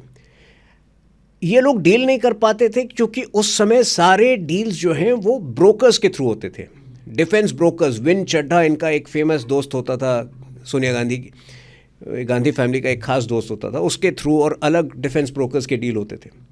2014 के बाद पहली बार हमने गवर्नमेंट टू गवर्नमेंट पूरा सारे प्रोसेसेस को शॉर्टन करके तुरंत डील किया, क्योंकि 36 एयरक्राफ्ट जो थे हमें इमीडिएटली चाहिए थे, जिससे कि हम पाकिस्तान को मुंह तोड़ जवाब दे सके। सालों साल दशकों से हमारा डिफेंस अपग्रेडेशन नहीं हुआ था। कहाँ 2014 में 90% नहीं, ऑलमोस्ट 100% हम डिफेंस इंपोर्ट्स पर डिपेंडेंट थे। आज India is the leading defence exporter. तो अगर कोई इस चीज़ को भी अपोज करता है, तरह तरह के आरोप लगाता है, चौकीदार चोर है लगाया, जिसमें सुप्रीम कोर्ट में वो मामला भी गया। सुप्रीम कोर्ट ने कहा कि हाँ, और सुप्रीम कोर्ट का नाम लेकर कि देखिए सुप्रीम कोर्ट ने भी कहा चौकीदार चोर है। सुप्रीम कोर्ट ने वहाँ पर उनकी दुत्कार लगाई। कब हमने कहा? He had to apologise in the supreme court. आज की तारीख में राहुल गांधी पर 20 मानहानि के दावे चल रहे हैं। कभी उन्होंने आरएसएस के ऊपर कीचड़ उछाला, कभी सावरकर के ऊपर कीचड़ उछाला। तो ऐसे व्यक्ति की क्या विश्वसनीयता है? वो व्यक्ति। लेकिन अभी रफेल डील की बात करते हैं, तब डील 550 करोड़ की थी, अभी 750 करोड़ में आप अंतर है वो। ये देखिए, आप अगर डिफेंस एक्सपर्ट नहीं है, आपको उस पर अध्ययन करना होगा। हम completely finished, completely assembled aircraft की बात कर रहे हैं, और वो जो कॉस्टिंग बता रहे हैं वो ब्लैंक एयरक्राफ्ट जिसको यहाँ पर असेंबल करना था। तो पूरा बहुत बड़ा अंतर है। हमने उस पूरे प्रोसेस को एक्सपेडाइट करके 3 साल के अंदर वो 36 हमारे पास उपलब्ध थे। अगर हम उन पर छोड़ देते और 10-20 साल जो है वो होता ही नहीं। आज चाइनीज़ इनकर्शंस क्यों रुके हैं नॉर्थ ईस्ट में? क्योंकि जो बॉर्डर मोस्ट विलेज है, हमने एक स्कीम लाया, वाइब्रेंट विलेज स्कीम, जो सबसे दूर दराज के बॉर्डर के क्षेत्र हैं वो पहले स्तंभ होंगे डेवलपमेंट के। तो आप जो अरुणाचल का ईस्टर्न मोस्ट डिस्ट्रिक्ट है, जो कि ईटानगर से भी मेरे ख्याल से 1000 किलोमीटर दूर होगा, या वहाँ जाने में आपको 36 घंटे बाय रोड लगेंगे, 30 घंटे लगेंगे बाय रोड। अगर वो 5G connectivity, top notch 5G connectivity वहाँ पर है, अगर वहाँ पर रोड्स डेवलप किए जा रहे हैं, तो वो विलेजेस में भी एक सेंस ऑफ बिलोंगिंग आएगी। अगर कुछ भी वो खतरा देखेंगे तुरंत आपको बताएंगे हमारे सिक्योरिटी फोर्सेस को। ये चीज़ें अभी हुई हैं 10 साल। लेकिन इंफ्रास्ट्रक्चर रिलेटेड जो भी डेवलपमेंट होती है, वो बीजेपी के ऊपर लोग इल्ज़ाम लगाते हैं कि वहीं होती है जहाँ पे वोटर्स ज़्यादा होते हैं, ताकि उनको दिखे कि हम लोग डेवलपमेंट कर रहे हैं। नॉर्थ ईस्ट में तो वोटर्स भी नहीं थे। वोटर्स ये जान रहे हैं कि बीजेपी विकास करेगी, इसलिए जुड़ते हैं। नॉर्थ ईस्ट तो पूरा क्रिश्चियन एरिया है, अरुणाचल थोड़ा बहुत बुद्धिस्ट एरिया है। अगर वहाँ पर किसी ने 2014 के पहले सोचा नहीं था कि बीजेपी का इस सवाल को मैं अलग ढंग से पूछता हूँ। ऐसा भी कहा जाता है कि जिन स्टेट्स में बीजेपी आता है उनको फंड सेंटर से मिलता है, जिनमें नहीं आता उन्हें फंडिंग की बहुत तकलीफ हो जाती है। देखिए, ऐसा नहीं, ये आरोप प्रमाणित नहीं हो पाए हैं। आज केवल एक तो नंबर 1 की कोई भी स्टेट ओनली सेंट्रल फंडिंग पे डिपेंडेंट नहीं है, प्राइवेट निवेश भी हो रहा है। अब केरला में जो है एक सबसे बड़ा पोर्ट, वी से शुरू होता नाम, फॉरगेटिंग द नेम, अब वो अदानी के इन्वेस्टमेंट से बना है। तो इस विपक्ष की आप हिपोक्रेसी देखिए। लेफ्ट की सरकार केरल में अदानी के इन्वेस्टमेंट को स्वीकार करती है। वहाँ पर जो है कोलैबोरेशन के तहत वो एक आधुनिक भव्य पोर्ट का निर्माण करती है। लेकिन बाकी राज्य में जहाँ बीजेपी की सरकार है वो हमेशा क्रिटिसाइज़ करती है। दूसरा, फंडिंग तमिलनाडु में भी उतना ही हुआ है। तमिलनाडु में आज 4 एयरपोर्ट्स हैं, फंक्शनल एयरपोर्ट्स हैं, जो बहुत कम राज्यों में है। तो मुझे लगता है ये कोयम्बतूर अगर आप कभी जाएंगे, तमिलनाडु में बीजेपी क्यों नहीं आ पा रही? ये 2-3 जो है वो स्टेट्स हैं जहाँ की थोड़ा सा मुश्किल है, वो तो समय समय की बात होती है। डीएमके और इनको क्यों नहीं हम, मतलब इनको हिला भी नहीं क्या हिंदुत्व आइडियोलॉजी में नहीं बैठते वो लोग? नहीं, वो समय समय की बात है। अभी एक समय था जब किसी ने सोचा नहीं था कि नॉर्थ ईस्ट में लगभग सभी राज्यों में बीजेपी की सरकार है। जितने 3-4 बचे हुए राज्य हैं, बंगाल में 26 अप्रैल में हमारी सरकार बन जाएगी। मैं इसलिए कह रहा हूँ क्योंकि दिल्ली चुनाव के भी 1 महीने पहले तक सब ने कहा कि केजरीवाल को हटाना नामुमकिन है, लेकिन जो एफर्ट हमारे कार्यकर्ता करते हैं, मोदी जी है तो मुमकिन है। मतलब मैं मोदी जी के नेतृत्व में सब कुछ मुमकिन है। तो तमिलनाडु में कब होगा वो, और कौन नेता का आप अगर नाम लेंगे? तमिलनाडु में 2031 में 2031 में हो जाएगा। वहाँ कई नेता हैं, अन्नामलाई जी इस वक्त बहुत अच्छा कर रहे हैं, लेकिन बीजेपी एक ऐसी पार्टी है जहाँ की हम प्री डिसाइड नहीं करते हैं। ये आपको बीजेपी के बारे में समझना होगा। तो अन्नामलाई जी को आप स्टेट पे लेके आए, आप सेंटर में लेंगे कि स्टेट में ही रहने देंगे? तो पार्टी का ऑर्गेनाइजेशन है, वो मेरा क्षेत्र नहीं है, पार्टी का ऑर्गेनाइजेशन तय करता है। लेकिन देखिए, बीजेपी में केवल जो लीडर आज विजिबल है वही लीडर नहीं है। ये आपको बीजेपी के बारे में समझना होगा। कल को कोई अगर व्यक्ति को बड़ा दायित्व दिया जाता है, या तो वो स्टेट प्रेसिडेंट बनता है या केंद्र में जो है केंद्र की टीम में सेक्रेटरी बनता है, आपको लगेगा कि अचानक कहाँ से आया। लेकिन एक मॉनिटरिंग सिस्टम है जो रोज़ जो है उसकी एक्टिविटी को देखा जा रहा है, समझा जा रहा है इंटरनली।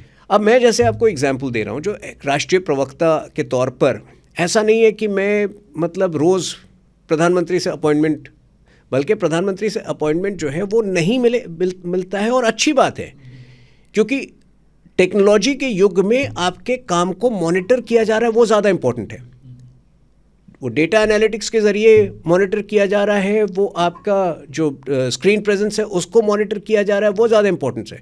अगर मैं कुछ कन्वे करना चाहूँ, वो कन्वे हो जाता है उनकी टीम के ज़रिए, तो मेरे ख्याल से ये समय भी बचता है। तो एक मॉनिटरिंग सिस्टम यहाँ पे इतना दुरुस्त है, इतना स्ट्रॉन्ग है कि हर व्यक्ति पर नज़र है, हर व्यक्ति क्या कर रहा है, अच्छा कर रहा है, बुरा कर रहा है, उस पर नज़र है, और उसके अकॉर्डिंगली किसी को रिवॉर्ड दिया जाता है, किसी को रिवॉर्ड नहीं मिलता है। उदाहरण सीएम योगी आदित्यनाथ जी भी हैं क्या? क्योंकि तब तो किसी ने सोचा नहीं था यूपी में कि वो सीएम होंगे, और सब ऐसे सोचा, अचानक से आ गए हैं। हाँ, बहुत सारे लीडर्स 1998 से वो रेगुलर मेंबर ऑफ पार्लियामेंट रहे हैं। बराबर है, लेकिन सीएम के जो रेस में वो नहीं थे तब।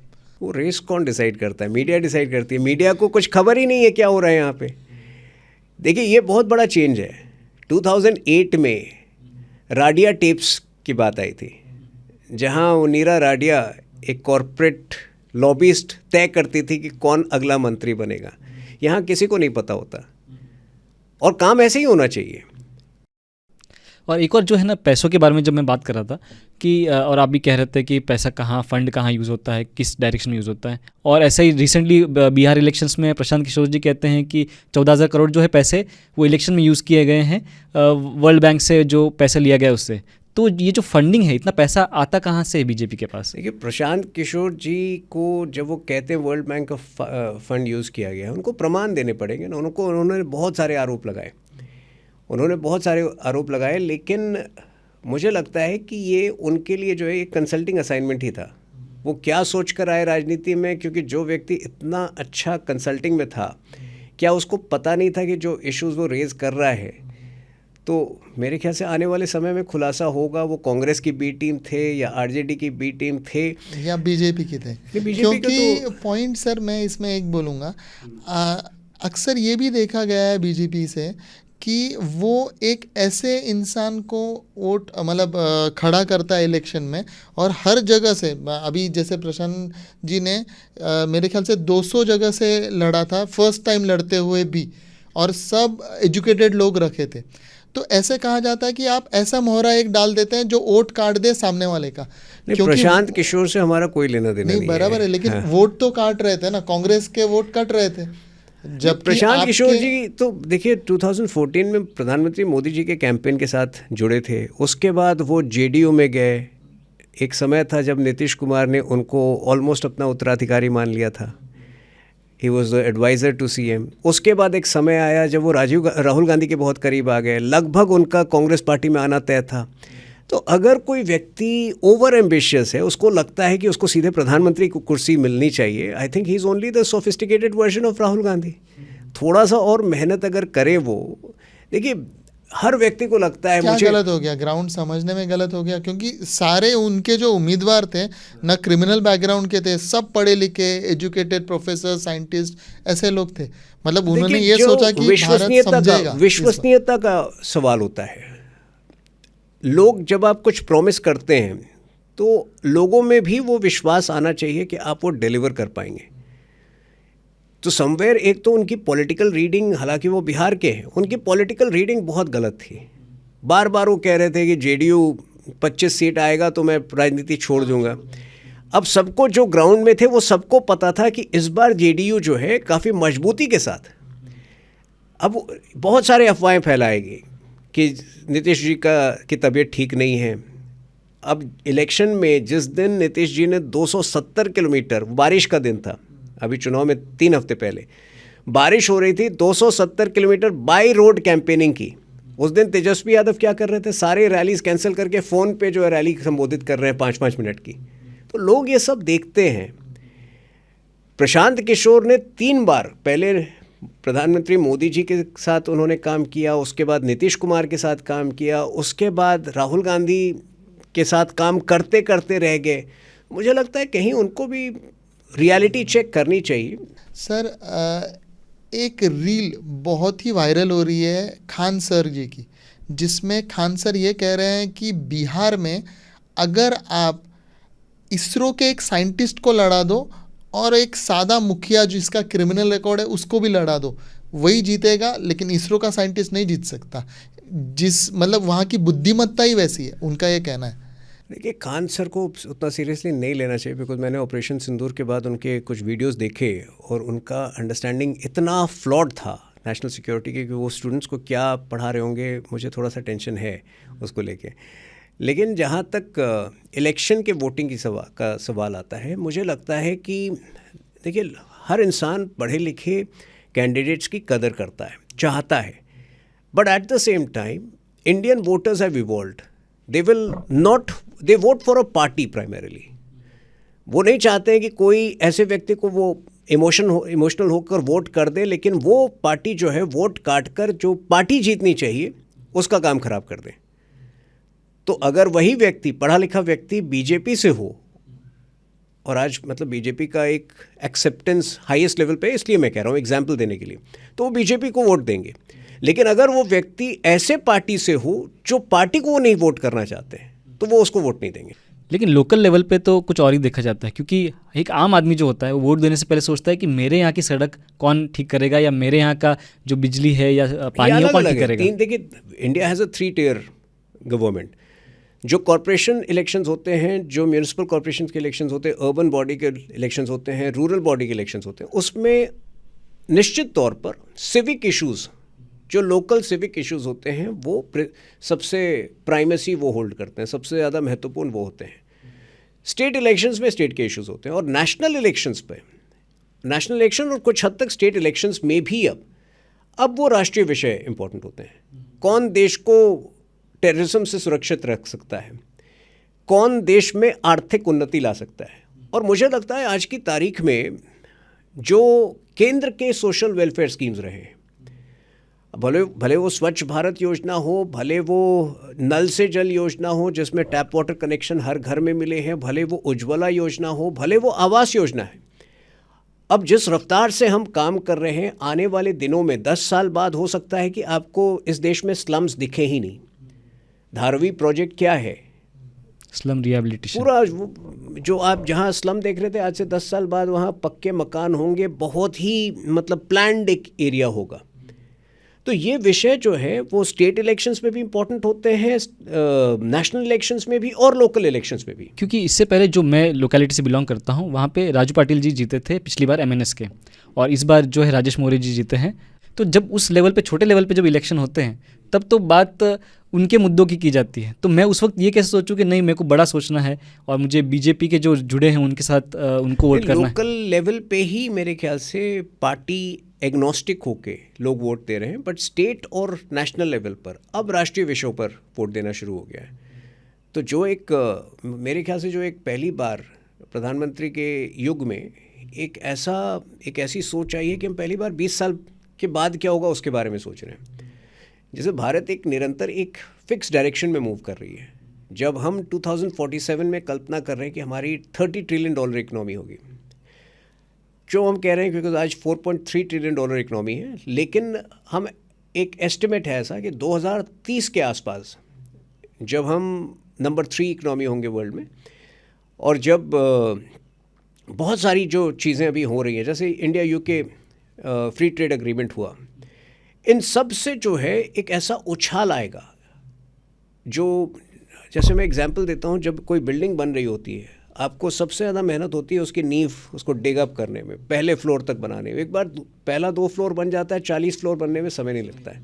तो भारत की इकोनॉमी में जो एक बड़ा उछाल आने वाला है, leading up to $30 trillion economy, और जो सेक्टर वाइज ब्रेकअप है, रिन्यूएबल एनर्जी, जो इमर्जिंग सेक्टर्स हैं, जो स्पेस सेक्टर इकोनॉमी, जो AI सेक्टर का कंट्रीब्यूशन होने वाला है, ये गोल्स इतने वेल डिफाइंड हैं कि आज कोई भी व्यक्ति स्टेट इलेक्शन में या नेशनल इलेक्शन में उस मोमेंटम को तोड़ना नहीं चाहता है, उस मोमेंटम के खिलाफ नहीं जाना चाहता है, क्योंकि इन्होंने देखा है किस प्रकार से केवल और केवल पीछे ले जाने का काम करेंगे। आपको जस्ट बिहार का एक एग्जांपल दे दूं। बिहार में लास्ट 3 हफ्ते में हर डिस्ट्रिक्ट में RJD का कैंपेन क्या कर रहा था कि वो यूट्यूबर्स जो हैं वो छिछोड़े गाने बजा रहे थे, fantasizing about the return of jungle raj. कट्टा जिसको कहते हैं, वहाँ पे कट्टा को लेकर हम किडनैपिंग इंडस्ट्री को बढ़ावा देंगे। तो सब ये डिफरेंस देख रहा है। जो जेनजीज चाहते हैं कि आज वोट देने वो इतना जा नहीं रहे, टर्नआउट कम हो रहा है उनका, उस हिसाब से वो चाहते हैं कि ऑनलाइन हो जाए। जब आपने ऑनलाइन पेमेंट कर दिया है तो ऑनलाइन वोटिंग क्यों नहीं करें?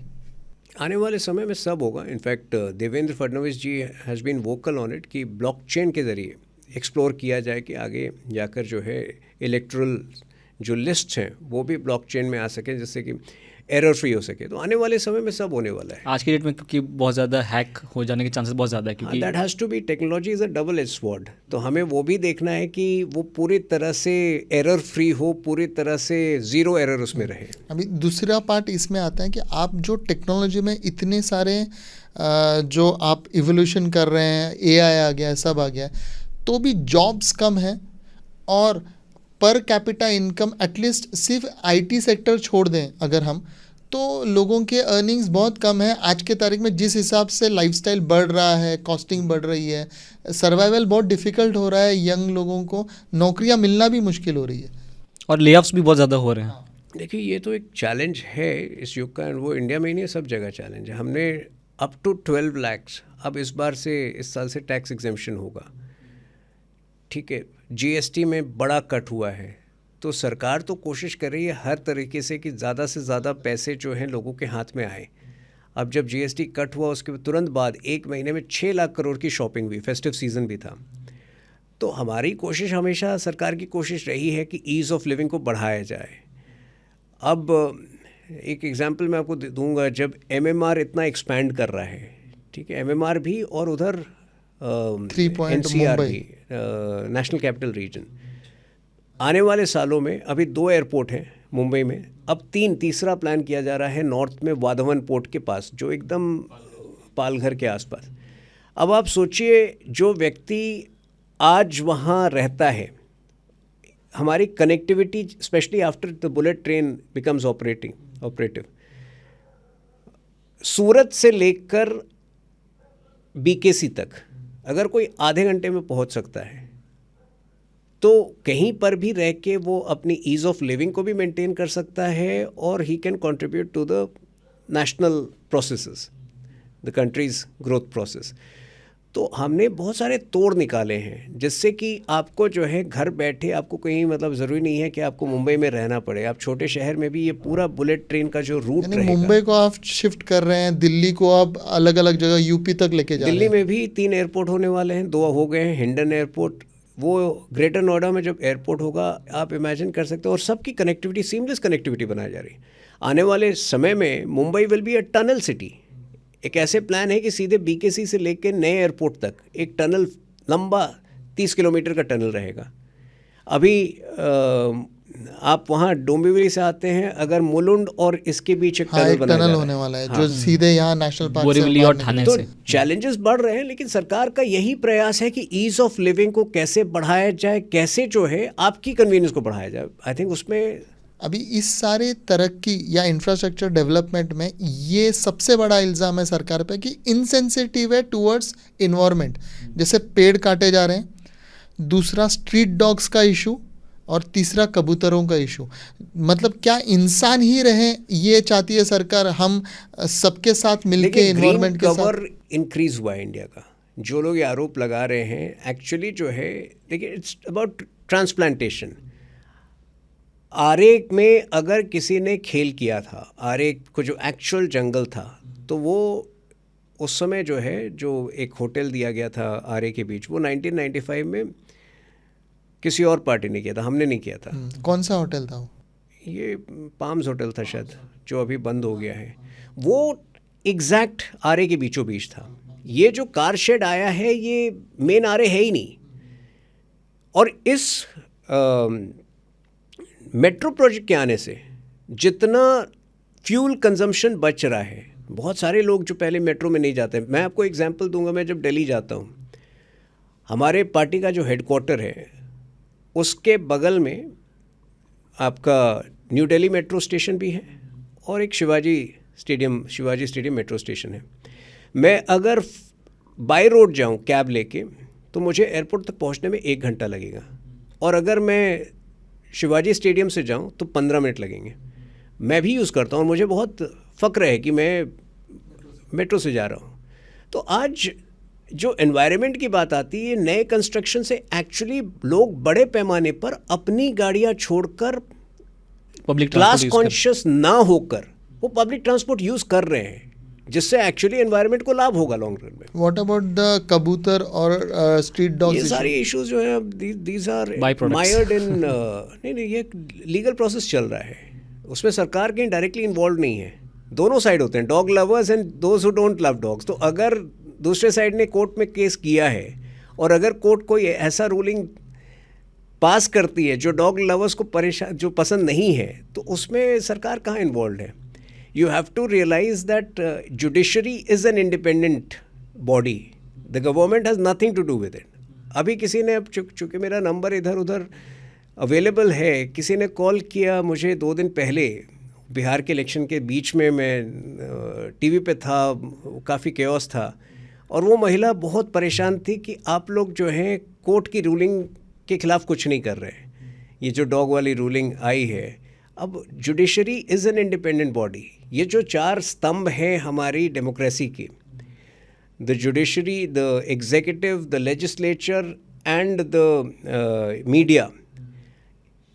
सरकार केवल जो है वो लेजिस्लेचर में अपने कानून बना सकती है, एग्जीक्यूटिव सपोर्ट करता है हमें, जो ब्यूरोक्रेसी है वो सपोर्ट करती है in our work, but judiciary is completely independent. उसको अगर वो कोई निर्णय ले, बहुत सारे निर्णय से हम भी खुश नहीं होते, हमें भी लगता है इनकन्सिस्टेंट है, बट जुडिशरी का अपना रोल है and we don't interfere with the role.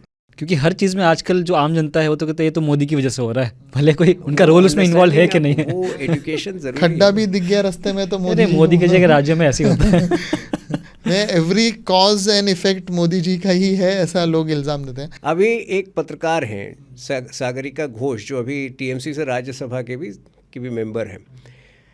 अब कोई इंडियन न्यूयॉर्क में शॉपलिफ्टिंग के लिए पकड़ा गया, अब वो कहती है देखिए मोदी के राज में इनकी हिम्मत इतनी बढ़ गई कि यूएस में जाके शॉपलिफ्टिंग कर रहे हैं। तो मेरे ख्याल से अगर कोई मेंबर ऑफ पार्लियामेंट एंड जो सीनियर जर्नलिस्ट रह चुकी हैं अपने करियर में, वो ऐसी बातें कर रही हैं, तो आम जनता अगर करती है तो मैं। तुहिन जी, अभी ना जेन अल्फा की बात करते हैं थोड़ा। इनकी ये शिकायत है कि जब मुझे एआई या इंटरनेट से सारी चीज़ मिल जाती है तो क्यों मैं रट्टा मारूं, पढ़ाई अभी भी करूं कि बाबर कब आया था, हुमायूं कब जन्मा था, यही क्वेश्चंस आ रहे हैं, जबकि मैं एआई को 1 सेकंड में पूछूं तो सब आ जाता है।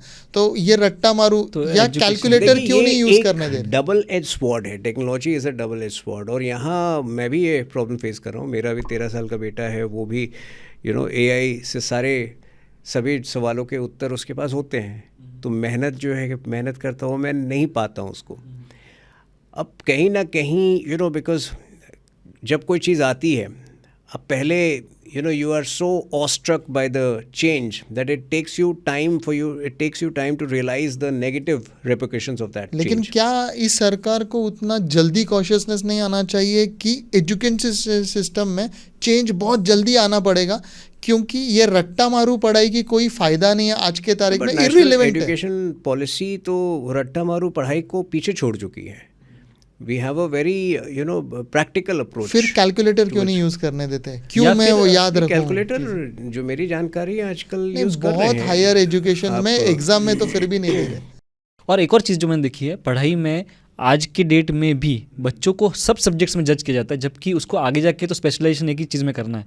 तो मैं साइंस में भले फेल हो गया तो ओवरऑल मैं कम मेरिट में या मेरिट में आता नहीं हूँ, लेकिन एक्चुअली मैं आगे जाके बहुत बड़ा ड्राइंग में अच्छा है तो उसे क्यों नहीं ड्राइंग में? 9th स्टैंडर्ड ऑनवर्ड्स तो आज the student can choose his stream, तो वो तो है ही। देखिए मुझे लग रहा है कि एक ओवरऑल अप्रोच जो है, how technology is impacting minds, ये एक ऐसा विषय है जिस पर हो सकता है 10 साल बाद 15 साल बाद प्रॉपर जब रिसर्च पेपर्स बने, because I tell some people that while technology is becoming smarter, people are becoming unsmart.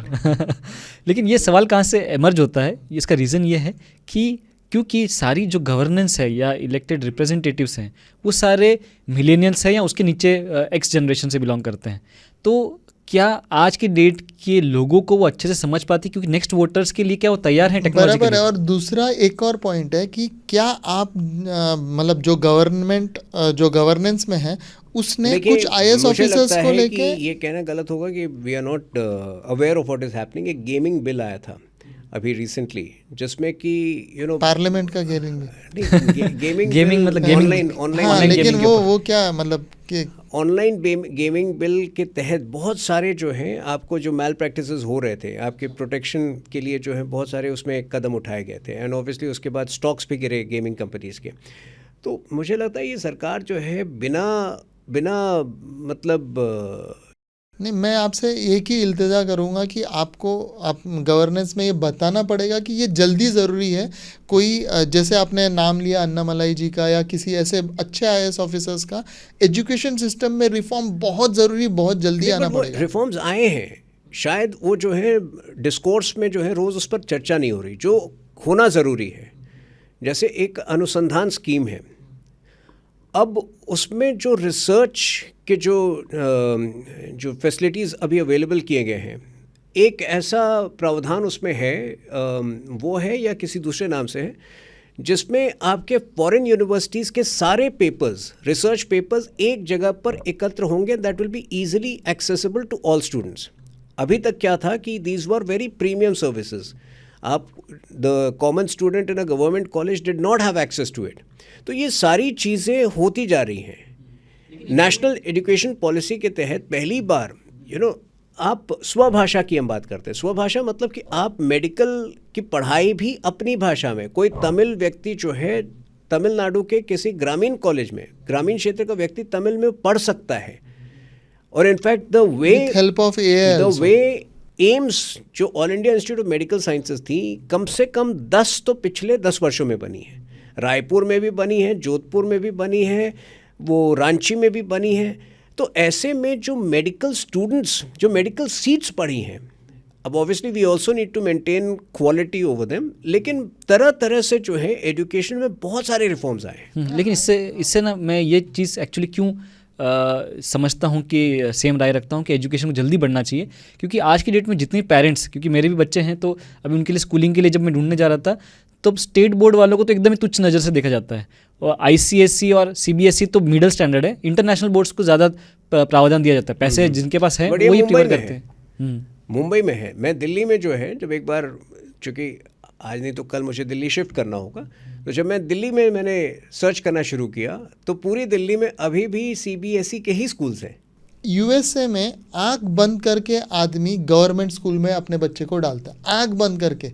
हम अपने आदमी, मतलब इसने गवर्नमेंट स्कूल की बात भी नहीं की प्रवीण ने, क्योंकि सोचा भी नहीं, इसके ऑप्शन में भी नहीं आ रहा है गवर्नमेंट स्कूल। तो ये आप लोगों को मौका है कि इस ग्रास रूट से गवर्नमेंट स्कूल्स को ही, मैं हायर एजुकेशन एम्स की नहीं बात कर रहा हूँ, मैं अभी भी ग्रास रूट ABCD जहाँ सिखा रहे हैं वहीं पे आईपैड कितनी देर दिया जाए, क्या एक्सेस दिया जाए इंटरनेट का, और उन्हें क्या सिखाया जाए। क्योंकि अभी मतलब हमारे टाइम में पाड़े पढ़ते थे कि ये 13 का पाड़ा नहीं आता है तो फिर 13 2 जार 13 3 जार, इसकी आज की ज़रूरत ही नहीं है, जबकि आपको एक्सेस ऑफ इतना सारा नॉलेज एकदम आसानी से है। स्टैंडर्ड ऑफ स्टेट स्कूल्स बहुत ही लो है। जब हेल्थ सेक्टर और एजुकेशन सेक्टर या तो वो खोला नहीं जाता प्राइवेट सेक्टर के लिए, आज इतना बड़ा प्लेयर है प्राइवेट सेक्टर में कि आज पूरी तरह से उनको हटाना वो संभव नहीं होगा। लेकिन फीस बहुत है। आप जितना भी अपग्रेड कर दें सरकारी अस्पताल को, आप जितना भी अपग्रेड कर दें प्राइवेट स्कूल गवर्नमेंट स्कूल्स को, आज इतना बड़ा मार्केट है प्राइवेट स्कूल्स और प्राइवेट हेल्थ केयर का कि जो लोग अफोर्ड कर सकते हैं, मेरे ख्याल से इंडिया में उनको आदत पड़ गई है। बट हाँ, वो अपग्रेडेशन होना चाहिए और उसमें ये सारे विषय जो हैं वो स्टेट सब्जेक्ट भी है। एक और एजेंसीज की कंप्लेन ऐसे है कि आप डिफेंस में बहुत ज़्यादा पैसा डाल रहे हैं इंस्टेड ऑफ एजुकेशन में और reforms of from the rural backgrounds में। जो आम मुद्दे हैं उनके ऊपर कम अटेंशन दिया जा रहा है। देखिए, डिफेंस इसलिए ज़रूरी है क्योंकि इंडिया की अगर आप ज्योग्राफी देखें, आज पिछले 70-80 वर्षों में हम लोग एक बहुत शांत समय से गुजर रहे हैं। ये बहुत शांत भूमि रही नहीं है, सबकी नज़र इस भूमि पर रही है और आज भी हमारे दुश्मन जो हैं दुनिया भर में फैले हुए हैं। तो अगर हम डिफेंस में स्पेंड कर रहे हैं, ये ज़रूरी है कि आने वाले जनरेशन्स के लिए हम पूरी तरह से इंडिया को फोर्टिफाई करें। 2035 तक सुरक्षा कवच की बात प्रधानमंत्री मोदी जी ने की है। क्या है कि सैटेलाइट के ज़रिए हर एक कॉर्नर में क्या हो रहा है उसकी आपको जानकारी होगी, आप कोई भी अल्टीरियर एक्टिविटी को रोक सकते हैं। तो ये तो जो है डिफेंस पे अगर खर्चा हो रहा है तो उसको मैं बुरा नहीं मानता हूँ। इज़राइल जैसा छोटा देश अगर उस ज्योग्राफी में अरेबिक कंट्रीज़ के बीच रहकर अपने आप को सुरक्षित रख पाया है, only because they invested heavily in defence and science. लेकिन ये भी बहुत लोग कहते हैं कि बीजेपी कश्मीर की तरफ जो है वो ज़्यादा फोकस करता है, नॉर्थ ईस्ट में जो बॉर्डर है उसकी तरफ कम ध्यान है। नहीं, बट चाइनीज़ इनकर्शंस तो बंद हो गए। किसने 38,000 स्क्वायर किलोमीटर्स ऑफ लैंड किसने दिया था चाइना को ओवर द ईयर्स? हमने तो एक भी इंच नहीं दिया है पिछले 11 वर्षों में। तो उसकी इतनी मीडिया में बात क्यों नहीं की जाती है? हम तो रोज़ करते हैं, इतने सारे इश्यूज होते हैं कि देयर इज़ अ क्लटर।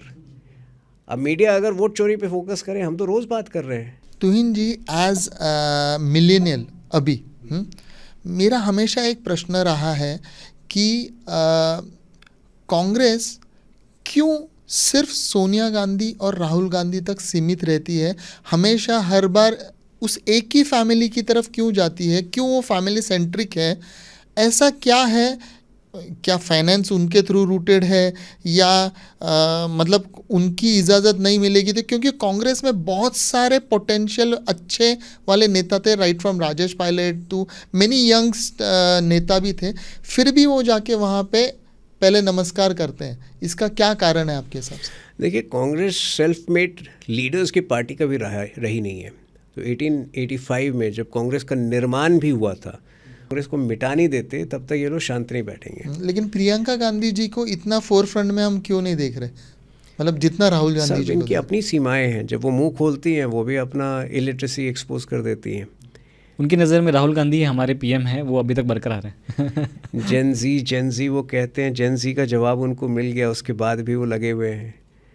अच्छा, एक चीज़ जो है जो थोड़े पहले से रह गई है मेरी, कि सेंसस के ऊपर बहुत ज़्यादा चर्चा होती है कि सेंसस बीजेपी करवाना चाहती है ताकि वो अपना जो है वो ग्रुप चुन सकें कि जो हिंदुत्व हैं कितने लोगों को टारगेट करना है, किस स्टेट में टारगेट करना है, कितने कहाँ पे इलेक्शन में स्पेंड करना है।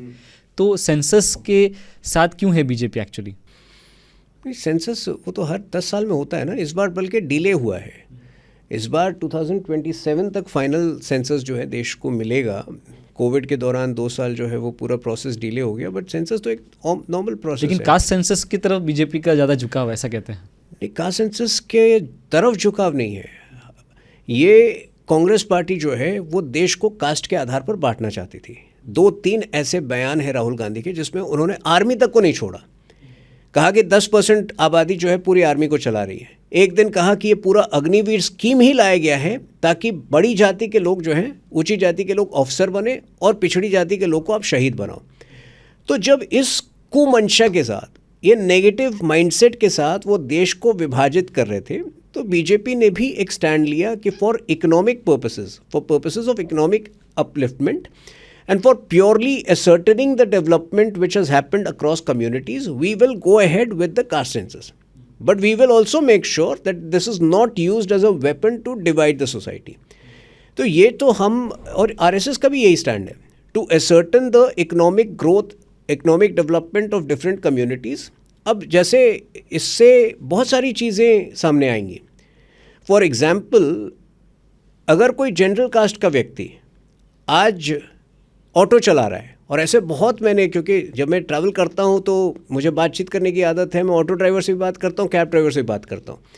तो अगर ईच कम्युनिटी में, हर एक कम्युनिटी की जो है फाइनेंशियल अपलिफ्टमेंट की स्थिति अगर सेंसस के द्वारा क्लियर हो, तो मेरे ख्याल से अगर पॉजिटिव पर्पस के लिए किया जा रहा है उसका स्वागत होना चाहिए। But at the same time we will make sure that it is not used as a weapon by people like Rahul Gandhi. आपको याद होगा पिछले साल वो कहते हैं कि मिस इंडिया में मैं गया देखने, मिस इंडिया कॉन्टेस्ट में एक भी पिछड़ी जाति की नहीं थी। अब एक 55 साल का युवक पता नहीं क्यों 22 साल की लड़कियों में जाति पूछते घूम रहा है। सेम काम वो करते हैं पत्रकारों के बीच कि आप लोग किस जाति के हैं। तो ये छिछोड़ापन जो है ये बीजेपी अलाउ नहीं करेगी। But at the same time for a positive insight into the growth story of each community, I think for practical purposes it should be allowed. जब आप कास्ट की बात कर रहे हैं, अच्छा वो आपने बात किया, एक समय जो थे लालू यादव का, जब उनकी गुंडागर्दी चरम पे थी, उनका स्लोगन क्या था? भूरा बाल साफ करो। भूरा बाल का फुल फॉर्म क्या है? भ से भूमिहार, र से राजपूत, बाल से बनिया, ल से लाला, कायस्थ। तो ये 4 जातियों के खिलाफ उन्होंने वेनम क्रिएट किया था। कांग्रेस पार्टी जो है उनका आज सपोर्ट करती है, उस वक्त भी कभी ओपोज नहीं किया था। तो ये कास्टीस जो डिवीज़न है उसके खिलाफ है हम लोग। लेकिन फिर इलेक्शन में क्यों आप सीट्स कास्ट वाइज देते हैं कि ये एरिया में इस कास्ट की सीट देखिए, होगी? कुछ राज्यों में वो एक रियलिटी है। लोग अगर महाराष्ट्र में भी है। हाँ, कुछ राज्यों में है वो रियलिटी, कुछ राज्यों में नहीं है। जैसे झारखंड में जहाँ मैं आता हूँ वहाँ उतनी बड़ी फैक्टर नहीं है कास्ट। वहाँ 26% आबादी ट्राइबल्स की है। लेकिन कुछ राज्यों में जो है अब लोग कास्ट कॉन्शियस हैं। वो एक प्राइड लेना चाहते हैं कि हमारी कम्युनिटी अगर इतनी आबादी है तो हमारी रिप्रेजेंटेशन इतनी कम क्यों है। तो पॉलिटिक्स जो है बहुत नपातुला चीज़ है। बहुत चीज़ों को फैक्टर करके, उन सब चीज़ों को फैक्टर करके देश के हित में जो अच्छा होता है without compromising on national interest, जिन फैक्टर्स को अकोमोडेट किया जा सकता है, जिन सेंसिटिविटीज़ को अकोमोडेट किया जा सकता है, वो हम करने का प्रयास करते हैं। ओके, तुहिन जी, आप एक ऑथर भी हैं और आपने इतनी सारी किताबें लिखी हैं। उसमें से मैंने देखा आपके जो मुद्दे होते हैं उनमें से आप पॉलिटिक्स को भी लेते हैं और प्यार को भी लेते हैं। ये दोनों को कैसे कंबाइन किया आपने? प्यार को पहले लेता था, अब देश से प्यार करता हूँ। तो अब जो है मेरी किताबें नेशनलिस्ट होती हैं। देश से प्यार जो है पहले, क्यों प्यार से अभी मन उड़ गया? समय समय की बात है, इंसान ग्रो करता है। तो जब मेरी पहली पुस्तक आई थी, मेरी उम्र 29 थी, तो उस वक्त मैं निजी प्यार की तलाश में था। आज केवल देश से प्यार करता हूँ, तो अंतर दिखता है राइटिंग में भी। तो देश से प्यार के अंदर जो आपकी किताबें हैं उसमें क्या रिफ्लेक्ट होता है? जो हमारी डेवलपमेंटल जर्नी है उससे सबको अलाइन करने का एक प्रयास है। जैसा कि मैंने कहा, पहली बार देश में एक फोकस है कि अगले 20 साल में हम कहाँ होंगे। पहले कहाँ चर्चा होती थी। आज हर सेक्टर का एक टारगेट है कि अगर आज स्पेस सेक्टर जो है $10 बिलियन की इकनॉमी है, आने वाले 10 साल में क्या $50 बिलियन बन सकती है? अगर AI सेक्टर आज $15 बिलियन है की इकनॉमी है, क्या आने वाले 10 साल में वो $150 बिलियन बन सकती है? तो इतने स्पेसिफिक कैलकुलेशंस है। आज बहुत ही फोकस के साथ, बहुत ही एकाग्रता के साथ देश आगे बढ़ रही है। तो आज मेरी राइटिंग का प्रयास होता है कि उस थॉट प्रोसेस से लोगों को जोड़ सकूं। तो सबसे फेवरेट किताब आपकी कौन सी है, आपकी लिखी और हुई? आप दूसरों को रिकमेंड भी करेंगे कि वो देखिए, पढ़ें? मेरी अलग अलग फेजेस रही हैं राइटिंग की। तो जब मैं पॉलिटिक्स में इन्वॉल्व नहीं था तब मैंने बैक टू बैक 3 पुस्तकें लिखी थी, political thrillers, of love and politics, the age of desire, the age of power. वो तीनों फेवरेट थी, कोई एक को चुनना मुश्किल है क्योंकि इट्स लाइक सेइंग कौन सा बच्चा आपको ज़्यादा प्यारा है। तो अभी कौन सी किताब लिख रहे हैं? उसके बाद जो है, जब पॉलिटिक्स में आया, मैंने बिरसा मुंडा पे एक किताब लिखी थी, को ऑथर उसमें है मेरी अंकिता वर्मा एक है। अब वो बिरसा मुंडा की किताब क्यों इम्पोर्टेंट है, मैं ये भी आपको बता रहा हूँ। हमने देखा कि एक राजनीतिक पार्टी ने फ्रीडम फाइटर्स को भी बांटने का प्रयास किया कि सावरकर ने क्या किया, कुछ नहीं किया। इस तरह से जो है, इस अहंकार से जो है एक कैंपेन शुरू किया कि सावरकर कायर थे। जो व्यक्ति 12 साल जेल में रहता है, मैं उस काल कोठरी में भी गया था, अंडमान के जेल में, और मैंने देखा किस संकट में, किस तरह की परेशानी में 12 साल उस व्यक्ति ने गुजारा होगा। आज उस पर भी सवाल उठ रहे हैं। तो मेरे ख्याल से ये समय सही था। प्रधानमंत्री मोदी जी ने भी एक ऑल्टरनेटिव हिस्ट्री की बात कही। History has always been written from the point of view of kings, लेकिन एक पैरेलल हिस्ट्री भी है। हमारी आज़ादी की लड़ाई 1885 में कांग्रेस की स्थापना से शुरू नहीं हुई थी, वो 1857 के रेवोल्यूशन से भी शुरू नहीं हुई थी। लगभग 1765 से ट्राइबल वॉरियर्स जो हैं अलग अलग क्षेत्र में ब्रिटिशर्स के विरुद्ध लड़ रहे थे। रघुनाथ महातो जो है वो सबसे पहला डॉक्यूमेंटेड इंस्टेंस है जिन्होंने ब्रिटिशर्स को चुनौती दी थी, उनके खिलाफ एक रिवॉल्ट किया था जो मौजूदा पुरुलिया के क्षेत्र में है। और वो कौन सा ईयर था? 1765। 1783 में तिलका मांझी, एक और ट्राइबल वॉरियर ने भागलपुर, प्रेजेंट डे भागलपुर के क्षेत्र में, वो संथाल कम्युनिटी से आते हैं, उन्होंने एक बहुत बड़ा रिवॉल्ट रचा था ब्रिटिशर्स के खिलाफ। और बिरसा मुंडा 1875 में पैदा हुए, उन्होंने एक क्रांति रची थी। तो मेरा पॉइंट ऑफ व्यू था कि इससे पहले कि जो व्यक्ति सावरकर की कुर्बानी पर, उनके सैक्रिफाइस पर सवाल उठा सकता है, कल को ये भी कहेगा कि ट्राइबल फ्रीडम फाइटर्स ने क्या किया, कुछ नहीं किया, सिर्फ कांग्रेस पार्टी ने सब कुछ किया। तो मेरे ख्याल से ये एडुकेट करना लोगों को ज़रूरी है। और बिरसा मुंडा आज कई लोगों को इंसाफ मरने के कई साल बाद मिलता है। बिरसा मुंडा एक ऐसे किरदार है जो केवल 25 साल की आयु में he did not gate justice while he was alive, but आज वो इतने बड़े ब्रांड हैं कि देश के कोने कोने में उनके जीवन पर अध्ययन हो रहा है। और मुझे लगता है कि जिस प्रकार से स्टडी हो रहा है, आज से 10-20 साल बाद यूके में भी ऐसे कन्वेंशंस होंगे, यूएस में भी कन्वेंशंस होंगे, because in terms of subaltern history he was one of the biggest heroes ever. थोड़ा आप बताएंगे बिरसा मुंडा के बारे में, एक्चुअली किया क्या, मतलब हमारे जनरेशन को समझेगा। देखिए, उस समय 2 प्रकार से ब्रिटिशर्स जो हैं ट्राइबल्स को प्रताड़ित करते थे। एक तो ज़मींदारों के ज़रिए आर्थिक उत्पीड़न होता था, financial subjugation. Around 1850 they realise that financial subjugation was not sufficient, cultural subjugation भी आवश्यक है। तो वो क्या हुआ, उसके बाद जर्मन मिशनरीज़ को लाकर बसाने का काम शुरू किया। रांची के आसपास के क्षेत्र में जर्मन मिशनरीज़ को बसाते थे, उनको टारगेट्स दिए जाते थे कि ट्राइबल्स को आप कन्वर्ट करिए, पहले साल में इतने 10,000 ट्राइबल्स को कन्वर्ट करिए, 5 साल का ये टारगेट है। तो बिरसा मुंडा की लड़ाई प्राइमरीली उस वक्त एक फादर हॉफमैन के विरुद्ध थी। Father Hoffmann was a very dreaded, very cunning German missionary, जिनके कन्वर्जन एक्टिविटीज़ ने ट्राइबल्स में एक आक्रोश पैदा किया था। और जो ट्राइबल्स थे उनकी लड़ाई भी जो है बहुत ही कॉम्प्लेक्स लड़ाई होती थी। उनके प्राइमरी एनिमीज़ होते थे ये जो प्रेडेटरी प्रोस्लिटाइजेशन कर रहे मिशनरीज़ या फिर जमींदार्स। जब इन दोनों से वो लड़ाई करते थे तब उनको पता चलता था मेन एनिमी तो कहीं और बैठा हुआ है, ब्रिटिशर्स जो शहरों में जो उनका कमान संभाल रहे हैं। तो the tribal freedom struggle was far more complex, far more difficult.